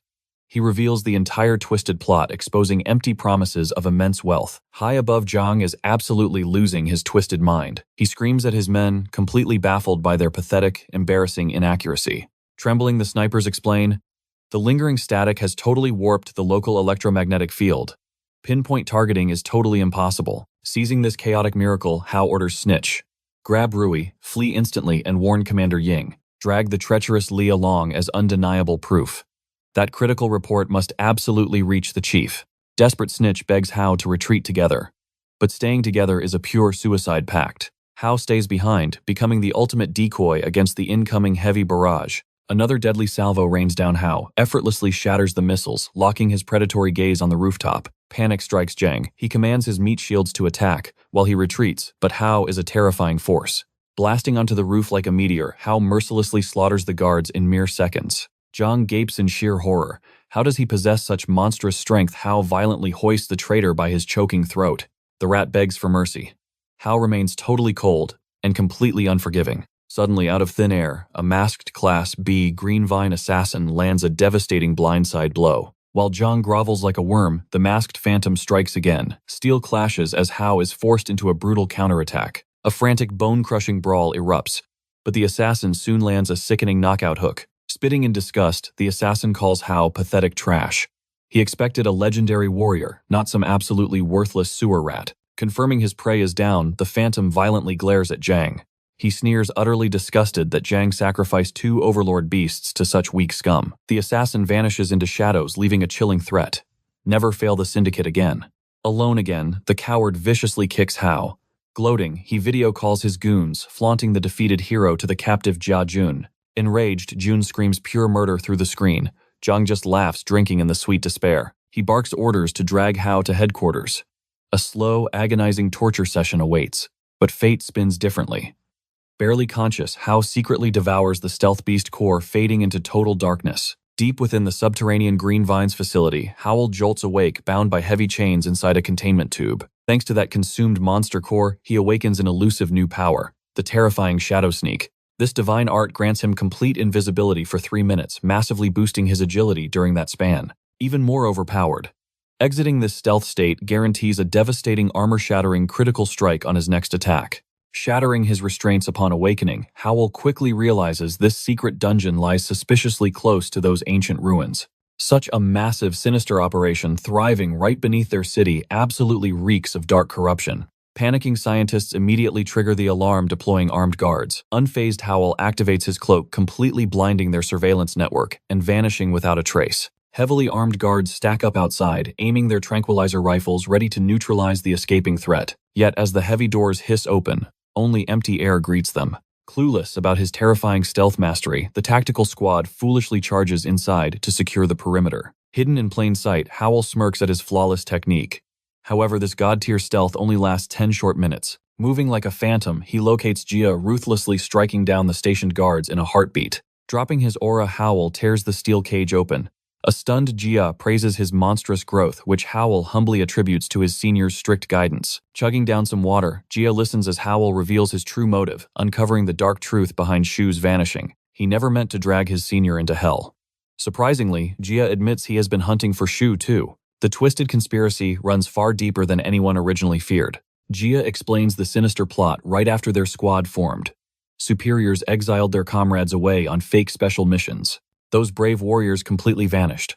Despite Jia's relentless investigations, the higher-ups merely claimed they disappeared during combat operations. That bastard Zhang became his biggest obstacle, ruthlessly suppressing Jia's desperate search. Howell pieces the puzzle together, deducing shadowy elites control this subterranean nightmare, vastly outranking the city's pathetic defense forces. His new objective is clear: brutally interrogate Zhang until he squeals about the true mastermind. Suddenly, heavily armed guards breach the room, completely shocked by Jia's liberation, violently ordering them to surrender immediately. Acting as a shield, Jia bravely commands his junior to escape while he holds off the advancing enemy wave. Hearing their lethal intentions, Howell utilizes Flash Step, obliterating the entire squad with a single devastating kick. Jia remains completely paralyzed by this monstrous display. Howell coldly states that retreating now would render his intentional capture and master plan utterly meaningless. Confirming his senior can still fight, the duo charges headfirst into enemy territory. Meanwhile, a terrified Zhang commands the researchers to unleash the mutated abominations before Howell butchers them all. The stubborn scientists reject his unauthorized commands. However, Zhang aggressively declares himself the absolute commander in their leader's absence. Drunk on power, he forces them to unleash the nightmare creatures to cover their cowardly escape. Spotting the stampeding horrors, Howell orders Jia into hiding. As his senior retreats, Howell manifests his terrifying aura claws, effortlessly slicing the monsters apart like cheap sashimi. During the bloodbath, an arrogant Zhang brags to his lackeys that his brilliant monster diversion secured their data wipe. Zhang foolishly believes this endless mutant swarm will bury Howell in an eternal slaughter. Suddenly, a massive rock brutally crushes into his spine. He slowly realizes Howell has already exterminated the horde. Terrified, the cowardly Vine officers instantly abandon Zhang, fleeing for their miserable lives. Detonating the tunnel behind them, they leave a despairing Zhang, realizing he was just worthless cannon fodder. Out of desperate options, Zhang wildly threatens Howell to back off falsely, claiming he still holds Jia hostage. Ignoring his pathetic bluffs, Howell violently slams Zhang into the concrete, demanding the mastermind's name and this hellish lab's true purpose. Zhang screams his hostage bluff until Jia casually strolls right into plain view. Utterly shattered, a terrified Zhang finally cracks. He confesses to serving Lord Hong, an elite boss who promised infinite wealth for assassinating Howell. Sweating bullets, Zhang reveals this is merely a minor breeding facility for farming those chaotic aberrations. Howell coldly confronts him about the constant surveillance and those deeply tampered system files he discovered earlier. Pleading for his worthless life, Zhang swears ignorance about any files but desperately offers to locate their missing patrol brothers instead. Guessing Hong is hiding there, he begs to be their guide. Soon after, the trembling traitor leads them down a dark, forbidden corridor toward the boss. Deep within the suffocating tunnels, a venomous Zhang silently plots his inevitable treacherous revenge against the duo. Enduring the vile stench, Howell suddenly freezes as a terrifying aura erupts. The pieces finally aligned. A hidden secret lay buried beneath this very cavern. As Zhang guided them deeper, an overwhelming aura suffocated the air. Howell's instinct screamed an absolute monster was lurking nearby. Dawn broke the following day. Rui stormed the Green Vine Fog facility alongside Ying and Snitch, desperate to locate Howell. But the facility was a graveyard. Mounds of slaughtered aberrations littered the ground, leaving the rescue team completely in the dark. Fury blazed in Ying's eyes. How could the elite squad lose Howell during a basic scouting mission? Snitch brought up their past clash with Zhang regarding Jun's incident, yet nobody expected that rat to declare outright war on the Special Response Unit. Ying sharply interrupted. She had already escalated the crisis straight to Chief Song. The boss was absolutely furious. Suddenly, Yongji dragged in their captive adjutant, awaiting orders on how to handle the scum. Rui's gaze turned ice cold. This hostage still had crucial secrets waiting to be forcefully extracted. She demanded the mastermind's identity, but Li trembled in sheer terror. He claimed absolute ignorance kept entirely in the dark by Zhang, but Ying was a master hacker. She swiftly unearthed Li's darkest secrets, crushing his resistance completely. Cornered by his own sins, Li spilled the brutal truth. Zhang frequently vanished into a classified crimson fog vault. Rui immediately mobilized toward the vault. Yongji objected, warning that the chief had already deployed forces to Chichi City's uprising. Rui's voice remained absolute. Screw the rebellion, her only mission was bringing Howell back alive. She commanded Snitch to escort the captive back to the main forces. The rest of the elite squad marched forward with her. Reaching the Crimson Fog sector, hostile guards blocked their path, drawing their weapons in pure defiance. But Rui was a true force of nature. She brutally crushed the vanguard, violently carving a path forward. The panicked survivors radioed Lu, the terrifying masked warrior who had supposedly annihilated Howell just yesterday. Like a phantom, Lu materialized inside the vault. He ambushed Ying from the shadows, but her elite instincts barely evaded the lethal strike. Before the squad could process his identity, the assassin exploded forward again, unleashing a devastating, deadly punch.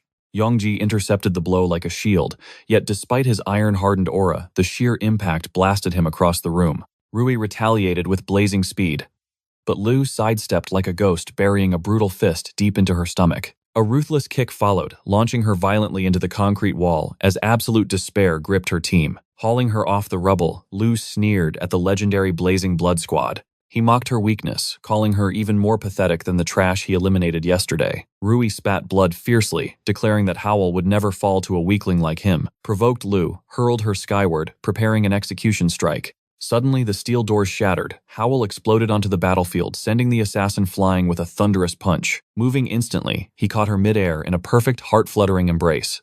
Watching them, Ying dramatically whined, demanding her own romantic rescue, but Howell completely ignored the noise, softly promising Rui she was safe. Still reeling from the shock, Rui desperately checked him for any fatal injuries. He smiled brightly, doing the exact same for her. Jealous of the romantic tension, Ying shattered the mood, screaming at them to focus on the enemy. Left completely speechless, Howell gently set Rui back on her feet. Lu furiously demanded to know how the dead man returned. Howell coldly revealed that Zhang was his personal guide. Seeing Zhang captured and bound, Lu erupted in blinding rage, completely ignoring the traitor's pathetic excuses about being forced. Lu lunged like a predator. He roared that traitors only deserve death, aiming a lethal fist straight at Zhang's skull. Death flashed before Zhang's eyes. He shrieked in absolute terror, but Howell casually intercepted the death blow, declaring Zhang's life wasn't over yet. Gripping the enemy's trembling fist, Howell glanced back at Rui, revealing that their hostage held crucial intelligence. Catching his drift, Rui stood guard. Infuriated, Lu cursed Howell as arrogant trash, erupting into a devastating barrage of high-speed sonic punches. But Lu's eyes widened in horror. Howell deflected every single strike using just one arm. Taunting his sluggish speed, Howell viciously kicked him away. Bursting from the rubble moments later, Lu howled in sheer, unadulterated fury at the absolute disrespect. He unleashed a terrifying sonic wind blade. Howell casually sidestepped, eyes widening as the compressed air sliced clean through solid steel. The squad gasped at the supernatural ability. Ying gritted her teeth in frustration. This bastard was a wind attribute user like her, but on a monstrous level. Rui sharply interrogated Zhang about the masked freak's true identity, but the traitor remained utterly clueless. He only knew him as Hong's dog. Lu launched a relentless storm of wind blades, but Howell danced through the deadly vortex like a morning warm-up. Bored of playing defensive games, Howell smirked coldly. Rank B fighters really were nothing but empty barks. He launches at Lu, landing a devastating blow right to his face. Smashing into the wall, a stunned Lu finally realizes the terrifying truth. Had Howell been hiding his monstrous strength, slamming his fist in pure disbelief, Lu shatters the wall. Suddenly, ominous crimson fog starts bleeding into the facility. Recognizing the deadly mist, Rui urgently orders her team to evacuate with Zhang. But what about her? With a fearless smirk, Rui asks if playing games with a pathetic fake is actually entertaining. Lin nods in agreement, ready to follow her command. But Ying steps in, her eyes shining with a brilliant counter-strategy. Backed into a desperate corner, Lu pulls out a forbidden pill. Knowing it will devour his own lifespan, he violently swallows it. It is a desperate gamble. The drug forces his body to absorb the crimson fog, temporarily preserving his sanity while unlocking explosive demonic power. Surging with unholy energy, Lu roars out a bloodthirsty challenge. He rockets toward Howell, unleashing an absolute hurricane of deadly strikes. Forced onto the defensive, Howell braces himself, genuinely surprised by this explosive leap in speed. Drunk on his newfound might, Lu boasts that his stats now rival a legendary A-ranker. He lands a gut-wrenching blow, sending Howell crashing back. Overflowing with sheer arrogance, Lu mocks him, demanding to know how long he can keep defending. But just as he moves for the kill, a massive tempest erupts. Ying unleashes her magic completely, blowing the deadly crimson fog away. Casting her signature Storm Blessing, she buffs Howell. A surge of weightless energy immediately courses through his entire body. In a desperate frenzy, Lu condenses the remaining fog into a lethal crimson cannon. But Howell does the impossible, effortlessly absorbing the catastrophic blast.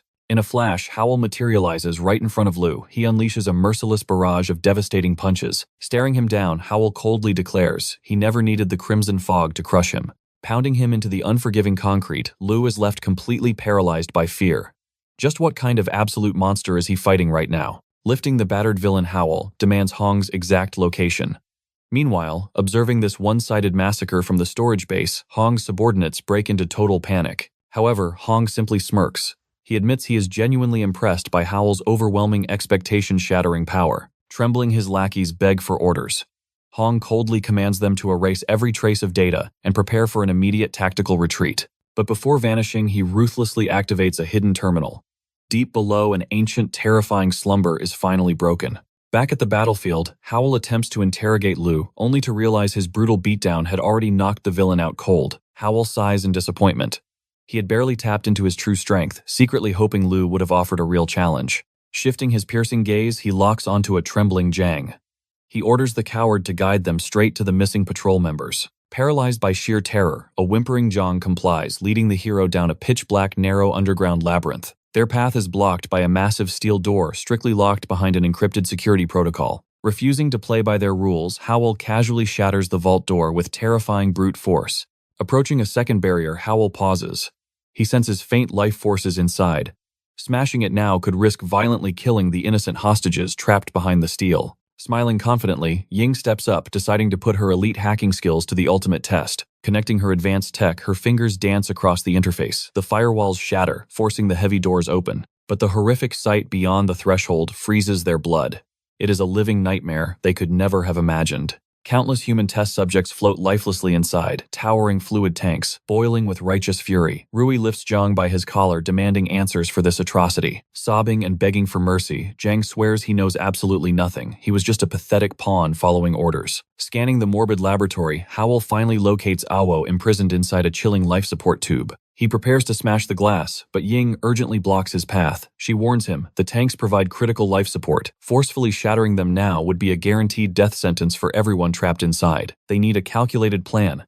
She advises calling the technical bureau immediately to secure specialized extraction equipment. Just then, a crucial transmission breaks through. Snitch reports that the Allied backup units have successfully breached the city limits. Without hesitation, Rui orders the reinforcements to converge on the Crimson Fog storage facility at once. Suddenly, Yongji spots an ominous anomaly. A mysterious pulsing crystal tucked in the darkest corner of the lab. As they analyze it, they realize it radiates a terrifying energy. Zhang's face drains of color as he hysterically mutters that absolute doom is approaching. Ying confirms the crystal is a hyper-concentrated core of crimson fog. Suddenly, a massive tremor violently shakes the very earth. Howell's instincts scream danger. An unimaginably colossal presence is charging at them, and from the shadows, Lu, now completely transformed into a bloodthirsty beast, he lunges viciously at Ying. But Howell perfectly intercepts the lethal strike. Seeing the monster, Rui freezes in absolute horror. The twisted beast shares her uncle's exact terrifying aura. The truth strikes him. This crystal is a beacon for monsters. Sensing an overwhelming threat approaching, Hao snatches the artifact, blasting out of the room like a lightning bolt. He has one mission: drag this deadly lure far away. If he fails, the approaching nightmare will rip the entire facility to shreds. Rui refuses to fall behind, dashing right beside him. But death shadows their steps as Lu relentlessly hunts them down, starving for the crystal. High above, Hong observes from his helicopter. A sinister smirk crosses his face, eager to see what miracles Hao can pull off next. Reaching a safe distance, Hao hurls the glowing artifact into the abyss. Right on cue, a greedy Lu launches himself through the air to snatch it. But in that split second, absolute nightmare becomes reality. The earth shatters. A colossal behemoth-class horror erupts from the depths, devouring both Lu and the crystal in a single terrifying bite. Racing toward the Qishi ruins, Lin Yongxin, Yongji's older brother, demands answers. Why did Rui order their forces straight into the Crimson Fog storage base? Snitch shakes his head, utterly clueless about the unfolding chaos. His only intel is that a hidden research laboratory lies buried deep beneath that cursed ground. Suddenly, the horizon darkens. A behemoth-class titan pierces the very clouds. Yongshin's blood runs cold, knowing ordinary soldiers will be slaughtered against this godlike disaster. Kicking his door open, his aura explodes. He knows immediately that only his awakened beast armament possesses the firepower to crush this towering monstrosity. A panicked Snitch screams his name, but the fierce instructor barks an absolute order, commanding them to secure the underground lab while he faces hell alone. Without hesitation, he rockets toward the colossal nightmare, his mind racing to uncover the sinister truth behind this sudden apocalypse. Back at the ruins, Hao and Rui are frozen in absolute dread.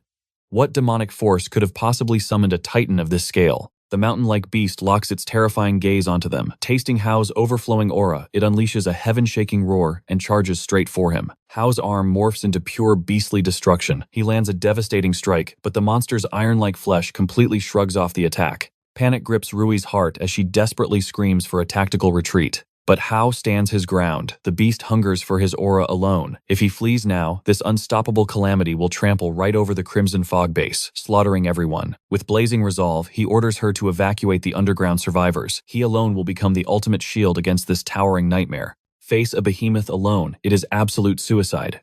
Rui fiercely objects, but Hao is already launching himself into the jaws of certain death.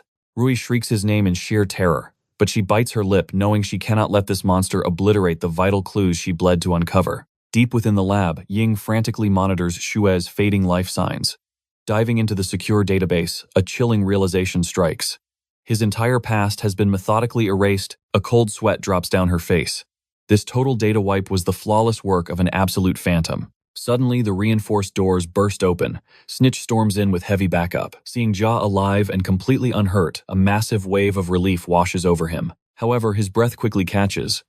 Where on earth is Hao? Amidst the tension, Tong Ya-yong's loyal adjutant reports to Yongshin. Their combat squad has officially arrived to help Rui crush the bloody rebellion. Ya urgently demands Rui's exact coordinates, desperately needing a tactical breakdown of this spiraling battlefield. The younger Lin firmly states their strict orders to defend the lab at all costs, but his eyes narrow, wondering where exactly Yongshin disappeared to. Back on the apocalyptic surface, Hao triggers his absolute stealth. He becomes a phantom, confusing the giant beast, before suddenly manifesting right upon its massive eyeball. He drives his lethal poison vein deep into its pupil, but the behemoth retaliates instantly, whipping out a grotesque tongue to swallow him whole. Not on Rui's watch, she unloads pure destruction, blowing the beast's tongue apart with a devastating mini railgun blast. Channeling power without a beast core suit tears at her very life force. Gritting her bloody teeth, she realizes Hao is an absolute anomaly, the only human alive wielding divine abilities completely bare-handed. Enraged, the Titan turns its apocalyptic wrath toward her.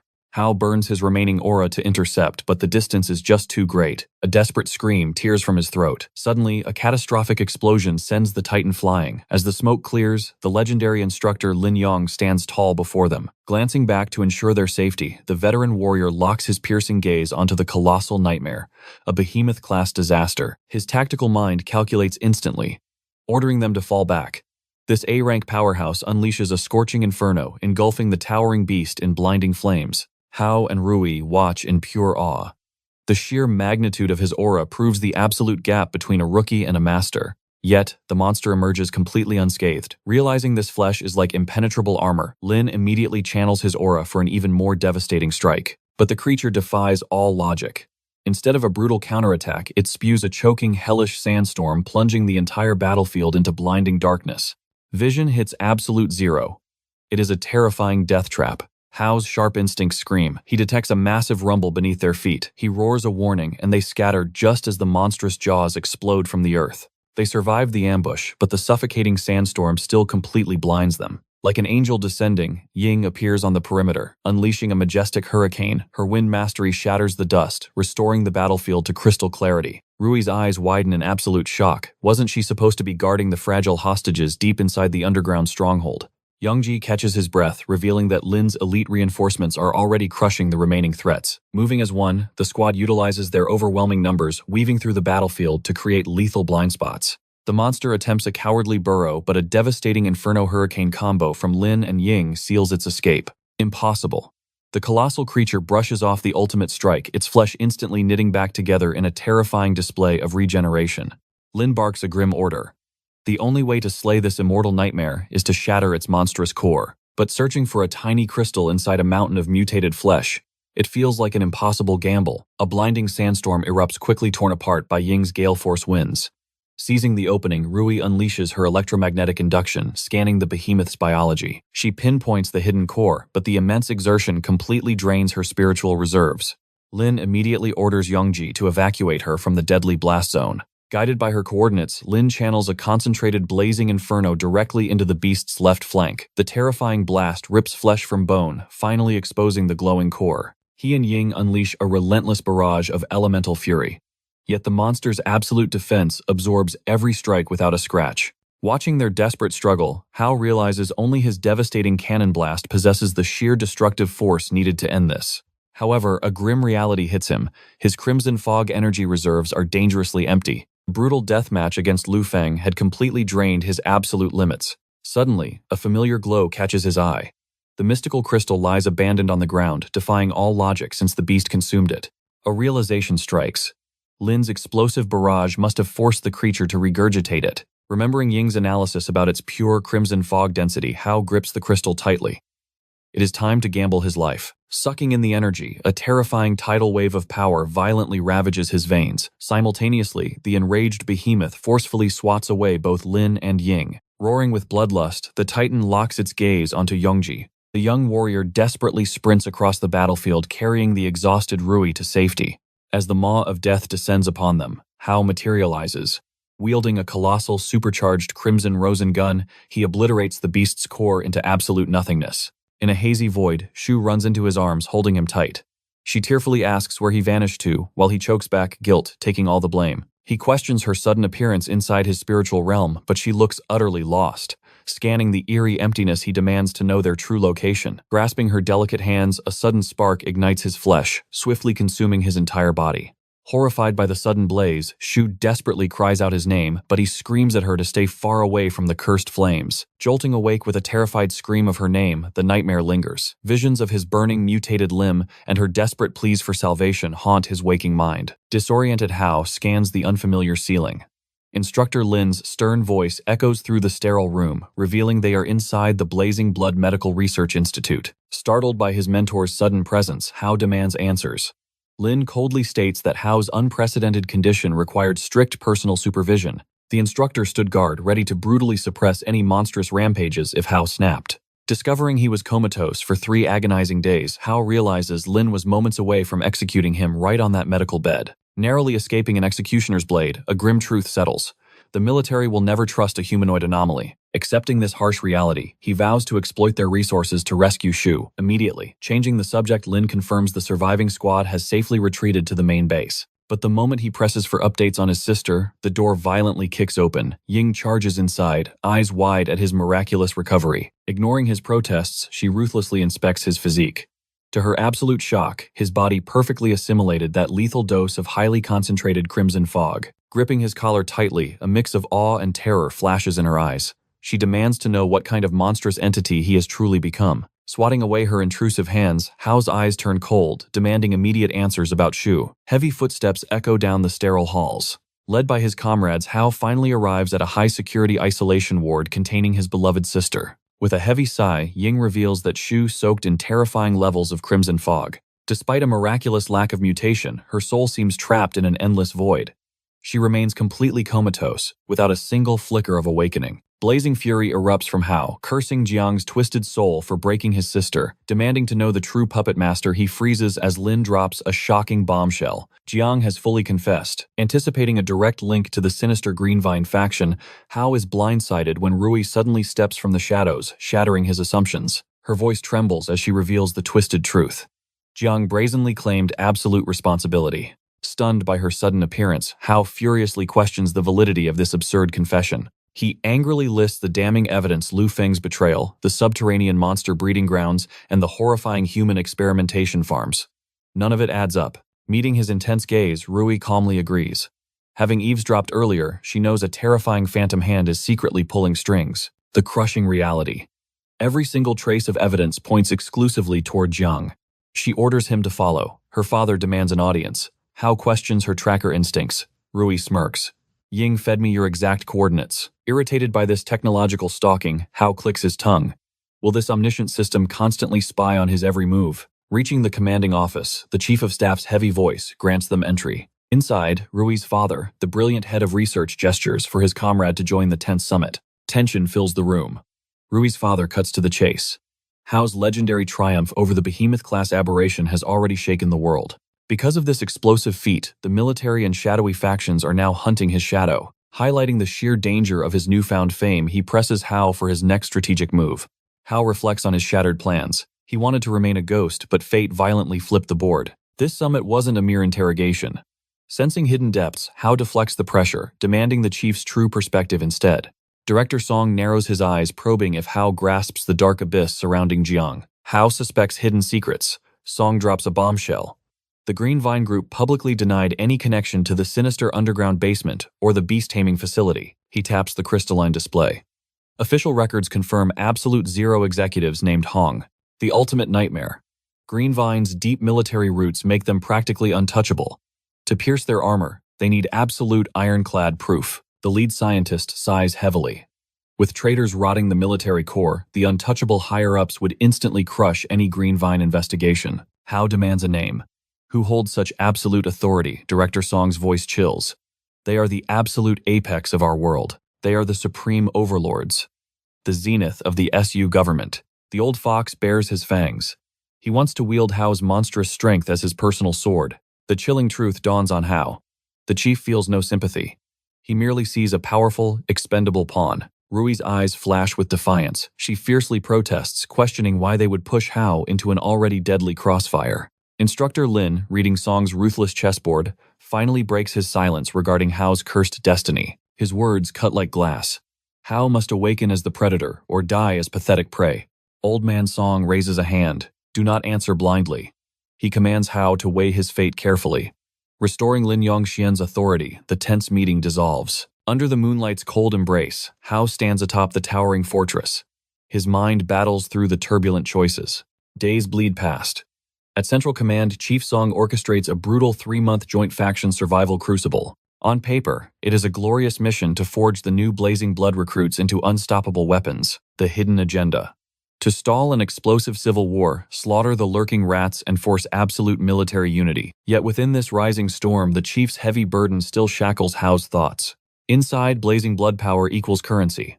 Members earn merit points through blood-soaked missions, and savage duels unlocking legendary military artifacts. Beneath the artificial arena, sun-fresh recruits swarm the combat deck. A massive holographic monolith glows, projecting the names of the 3 supreme point holders. Gasps echo through the hall. Hao sits on the throne with a staggering 210 points. Ying and Jin trail far behind, holding 95 and 45 points. One single merit point mirrors 1,000 alliance coins.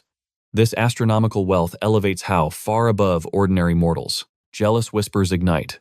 Accusations of a rigged system poison the air. His legendary triumph over the behemoth-class monster is public, yet these arrogant rookies label his glory a fabricated lie. Jin spits with venomous envy. He claims Hao just rode on pure luck, totally convinced that Instructor Lin dealt the true killing blow. Standing nearby, with Ying Rui's aura darkens instantly. Jin's trash talk strikes her absolute last nerve. She fiercely orders him to shut up. Hao's unfathomable strength dwarfs Jin's entire existence. Yet the fool continues his suicidal barking. A commanding presence descends Tang. The imposing 7th Squad captain shatters the meaningless bickering with a single heavy word. He coldly reminds Jin that the ironclad system judged Hao's points flawlessly stamped with Lin's own seal of absolute truth. A predatory smirk crosses Tang's face. Acknowledging their pathetic doubts, he decides to stage a brutal demonstration. The captain points his blade. A public duel right there, wagering 40,000 alliance coins. Hearing that astronomical bounty, Ying's eyes turn into literal coins. That fortune could secure a luxurious solo dorm with a private bath for an entire year. She passionately screams for Hao to completely crush the captain and claim that glorious treasure. Hao's eyes glow with battle spirit. The perfect stage to cement his absolute dominance. Challenge accepted. The duel commences. Tang unleashes his beast core, his deadly ice arts freezing the air around Hao. Hao casually dodges. For a B rank, your raw power is terrifying, he smirks. but your speed, pathetic. Tang charges, firing a barrage of glacial strikes, yet Hao dances through the frozen onslaught, leaving recruits utterly speechless. Desperate Tang summons a colossal ice avalanche, a devastating finisher meant to crush his opponent. Impossible Hao easily phases through the disaster, countering with a lethal strike. Suddenly, Lin intercepts the fatal blow, halting the clash. The victor is clear. Lin instantly crowns Hao as their commander, and a humbled Tang completely yields. Dead silence fills the arena. The absolute strongest B-rank warrior just suffered a humiliating defeat, shattering everyone's reality. Meanwhile, bitter resentment twists Jin's face, utterly crushed by their heaven-defying gap in strength. Blinded by sheer fury, he swears a dark oath. He will seize supreme power whatever the cost, just to slaughter Hao. 1 month passes. Song receives a chilling patrol report. A monstrous beastman is rampaging nearby. He immediately calls Jinying for an emergency council. The horrifying truth drops. That savage monster. It is Song's long-lost brother, swallowed by the dreaded infection. Desperate Song questions the odds of a cure. The head scientist delivers a crushing blow. The survival rate is under 1%. In this doomed world, Hao might be the sole existence capable of such a divine miracle. Facing grim reality, Song makes a ruthlessly cold decision. Jinying warns him executing her uncle will completely shatter his daughter's heart. Sacrifices must be made, Song declares, his voice heavy with the terrible burden of leadership. Discovering the bloody truth, Rui storms in demanding answers. She desperately begs to join the extermination squad, but her father instantly rejects her. He coldly confines her to headquarters, dismissing her as a fatal liability to the perilous operation. Heartbroken but fiercely determined, Rui sneaks into the underground shadows, where Ying slips her a tactical survival pack. "Follow your destiny," Ying whispers intensely. "I will manipulate the old man and stall for time. Go." Rui grasps the lifeline with profound gratitude, immediately gunning her rugged vehicle's engine. Speeding into the night, crushing guilt consumes her. Would her father's cruel verdict change if he knew she caused her uncle's demonic corruption? Her eyes burn with absolute resolve. She will defy the heavens themselves to restore his humanity. Back at the base, Ying boasts with arrogant confidence as the crew devours a legendary feast. Snitch praises the heavens, half believing the apocalypse is over, just by tasting such glorious high-tier cuisine. Hao just smirks, tossing gold like pebbles. "Eat up," he commands. "My wealth is absolutely infinite." Noticing the missing auras of Rui and Lin, Hao questions Ying. She casually mentions Rui vanished on a mysterious multi-day personal quest. Snitch chimes in, revealing that Yangshi is also out executing elite shadow operations. Hao analyzes Rui's strange actions. She deliberately defied the chief of staff during the summit, completely destroying his theory that she wanted to recruit him. What kind of dangerous game is she playing with him? Suddenly, Ying's comms blare. Reading the urgent alert, Hao's eyes snap wide open. "Snitch, move. Shuo has finally awakened." Stuffing his face with rare meat, Snitch whines, questioning if they must abandon this heavenly meal. Hao nods with supreme authority. Snitch instantly drops his fork while Hao orders Ying to summon Li to witness his brother's revival. Bursting into the medical institute, Li crashes into his awakened brother, sobbing and demanding to know where he vanished to. Shuo offers a sorrowful apology, moving Snitch to tears. But Hao, hungry for critical intel, coldly shatters the emotional reunion. "I need answers," Hao demands with overwhelming presence. A confused Shuo questions his identity, but Li praises him as their absolute savior. Hao flashes the sacred photograph of Shu. "Spill everything you know about this woman, now."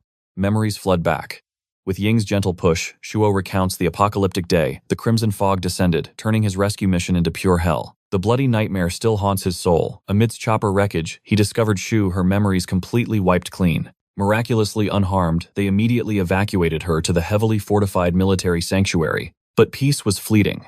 Soon, shadowy officials waving high-level warrants dragged her away, claiming she needed urgent psychiatric conditioning. Hao's aura flares dangerously. Where did they take her? Shuo trembles, revealing the cursed location, Su-Yan Town. Sworn to protect the amnesiac girl, Shuo had secretly trailed their convoy to that mysterious settlement as her silent guardian, but duty called him away to the blood-soaked front lines, leading to his devastating accident. The trail ends there. Hao locks onto the town's name, his eyes blazing with killing intent.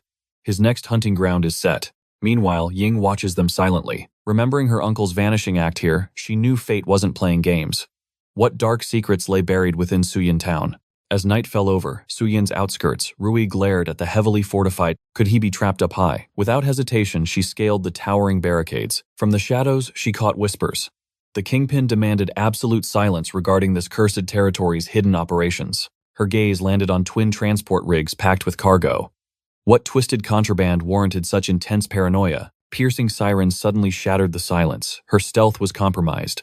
The hostile glares of guards locked onto her position. Gunfire erupted instantly, as a goon barked orders to alert their underworld master. She dashed, but a sea of enemies blocked her escape. Cornered, she unleashed violent electricity, her beast core gauntlets absorbing the deadly recoil. However, these restraints kept her true devastating aura completely locked away. While defending her ground, a chilling voice echoed behind her, mocking her foolish intrusion into his absolute domain. She blasted him with lethal voltage. Astonishingly, he scoffed at the sparks, crushing her wrist before violently hurling her away. This terrifying B-rank monster coldly demanded to know which master dared send her. Horror washed over Rui. Her legendary lightning strikes meant absolutely nothing against this underworld tyrant. Crushing the charging pawns with ease, she recklessly dashed toward the kingpin, unable to unleash her ultimate devastating technique. She landed a strike designed to completely paralyze his nervous system. Unbelievably, he did not even flinch. The tyrant proudly unveiled a military combat exoskeleton. This heavily armored gear was completely nullifying her elemental fury. Rui froze in disbelief. A mere street thug possessing such classified high-level military hardware? Impossible. With a sick grin, he commanded his hounds to capture her alive, promising them a twisted, dark reward. Drooling at the wicked opportunity, the ruthless mob surged forward like rabid beasts. Without her own specialized armor burning, more mana would trigger total bodily collapse. Pure panic seized her heart. As danger lunged, Hao materialized from the void. His devastating fist launched the attacker into oblivion, shattering the battlefield's tension. Boiling with rage at this new challenger, the boss commanded a total execution, offering 10% of the mine's unimaginable wealth.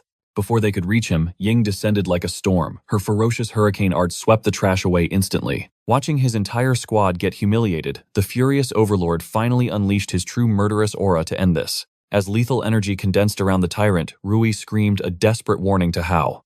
This monster was definitely B-rank. Hao merely smiled with supreme confidence. Raising a single finger, he arrogantly declared he would crush the boss in 1 second. Enraged, the tyrant launched a deadly execution strike. But keeping his arrogant promise, Hao instantly obliterated the B-rank threat, ending it in a flash. This pathetic skirmish was simply a live fire test to measure the godly gains from Instructor Lin's hellish training. The victorious squad quickly retreated to a safer location to strategize privately. Sheltering within a jagged ravine, Hao interrogated Rui over their rations.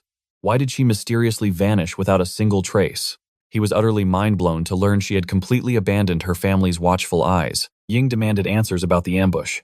Rui revealed she had recently stumbled upon their fortress, confirming they were a highly dangerous criminal syndicate. However, she noted these lowly thugs were not her actual primary targets. She finally confessed the horrifying truth about her uncle's monstrous beast transformation. Hao was completely paralyzed by the dark revelation. Desperation filling her eyes, she admitted recruiting Hao was her only hope to reverse this terrifying curse and save her bloodline. Hao frowned deeply. If this was just a low-level crimson fog mutation like Alice's, he could cure it easily. But for a catastrophic transformation of this massive scale, his divine skills might fail. Yet gazing into her pleading eyes, he swore on his honor to attempt the impossible, instantly bringing a radiant smile to her face. When questioned about his own mission, Hao dropped a massive bombshell. Ashu's intel confirmed his missing sister was dragged into this hellhole 6 months prior. Rui's eyes narrowed. During her brutal undercover investigation, every single townsperson she interrogated had displayed chillingly unnatural behavior. A sinister conspiracy was definitely choking this territory. With hearts burning with absolute resolve, the elite squad mobilized once again. They swore to shatter Suyin's dark illusions and rescue Hao's sister. Meanwhile, Ying ruthlessly decimated another wave of foolish pursuing assassins. A terrified surviving grunt attempted to flee, but before Ying's hurricane reached him, a mysterious phantom mercilessly struck the coward down. The squad braced for impact only to shockingly realize it was Ya. They instantly demanded answers about his presence. But his gaze darted around, frantically, signaling them to move immediately before the walls started listening. Leading them to a hidden sanctuary, he reveals his true mission. By the Chief of Staff's direct command, he must track down Rui's missing uncle Jiao. His secondary mission, her absolute protection. Realizing her father finally discovered her absence, Rui's eyes narrow.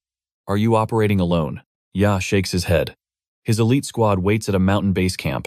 They've tracked the beastmen, but a terrifying overlord-class aberration blocks their path.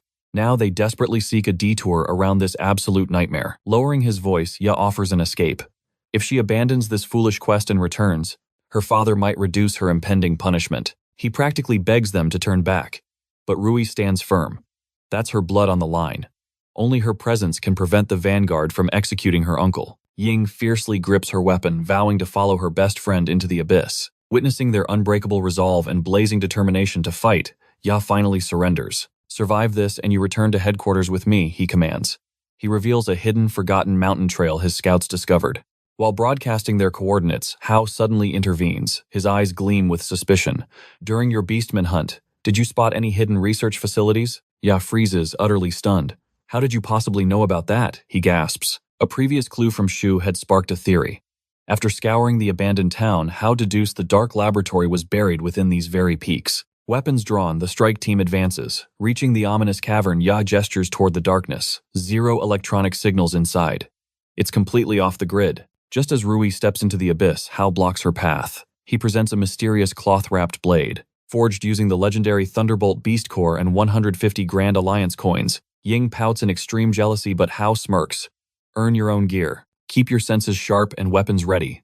Ya warns, feeling the oppressive cavern aura. Plunging into the darkness, Ying's spiritual energy scanner instantly explodes with terrifying off-the-chart readings. Before she can process the chaos, an Overlord-class serpent lunges, spewing flesh-melting acid. Ya summons a massive ice barrier, but the corrosive venom shatters it, splashing across his armor. Ya collapses in pure agony, gritting his teeth. "Watch the shadows," he chokes out. "This demonic python's camouflage has been slaughtering my vanguard," but Hao narrows his eyes. Analyzing the timing, he realizes Ya's heroic defense seemed almost calculated, like he anticipated the exact strike on Ying. Without hesitation, Hao explodes into action. His aura erupts, clashing evenly against the terrifying Overlord beast. Watching from the ground, Ya's soul shakes. Witnessing this godlike combat, the harsh truth hits him. Hao's power exists in a completely different dimension. Suddenly, the earth violently trembles. A second Overlord descends, a colossal minotaur crowned in blazing hellfire. But the nightmare continues. A third Overlord-class abomination emerges from the shadows. Ya's mind completely short-circuits. Pure dread washes over him. How could 3 apex predators exist in one terrifying space? Standing upon a bloody ridge, the underground crime boss reveals his sinister face. "I won't underestimate you, rats." This time he sneers down. Hao's eyes widen in sheer disbelief. This mafia rat is commanding Overlord beasts like mere pets. His control far surpasses even Janang's dark arts. Coughing blood, Ya curses his failure. "Forgive me for this death trap," he groans. "I'll lock down the serpent, the rest is on you." Ying stares at his severe wounds in panic. "Don't throw your life away being a hero," she screams. Ya forces a grim smile. "I swore an oath to return you alive," he declares. A soldier never breaks his promise. Aura flaring Hao gives Rui a tactical nod. "We divide and conquer. Slaughter your targets." Rui smirks dangerously at the flaming minotaur. "Perfect. Time to test this blade's absolute power." The battlefield instantly erupts. The demonic python lunges for Ya's throat, but a devastating glacier explodes from his hands, violently repelling the monstrous beast. Above them, the arrogant boss laughs maniacally.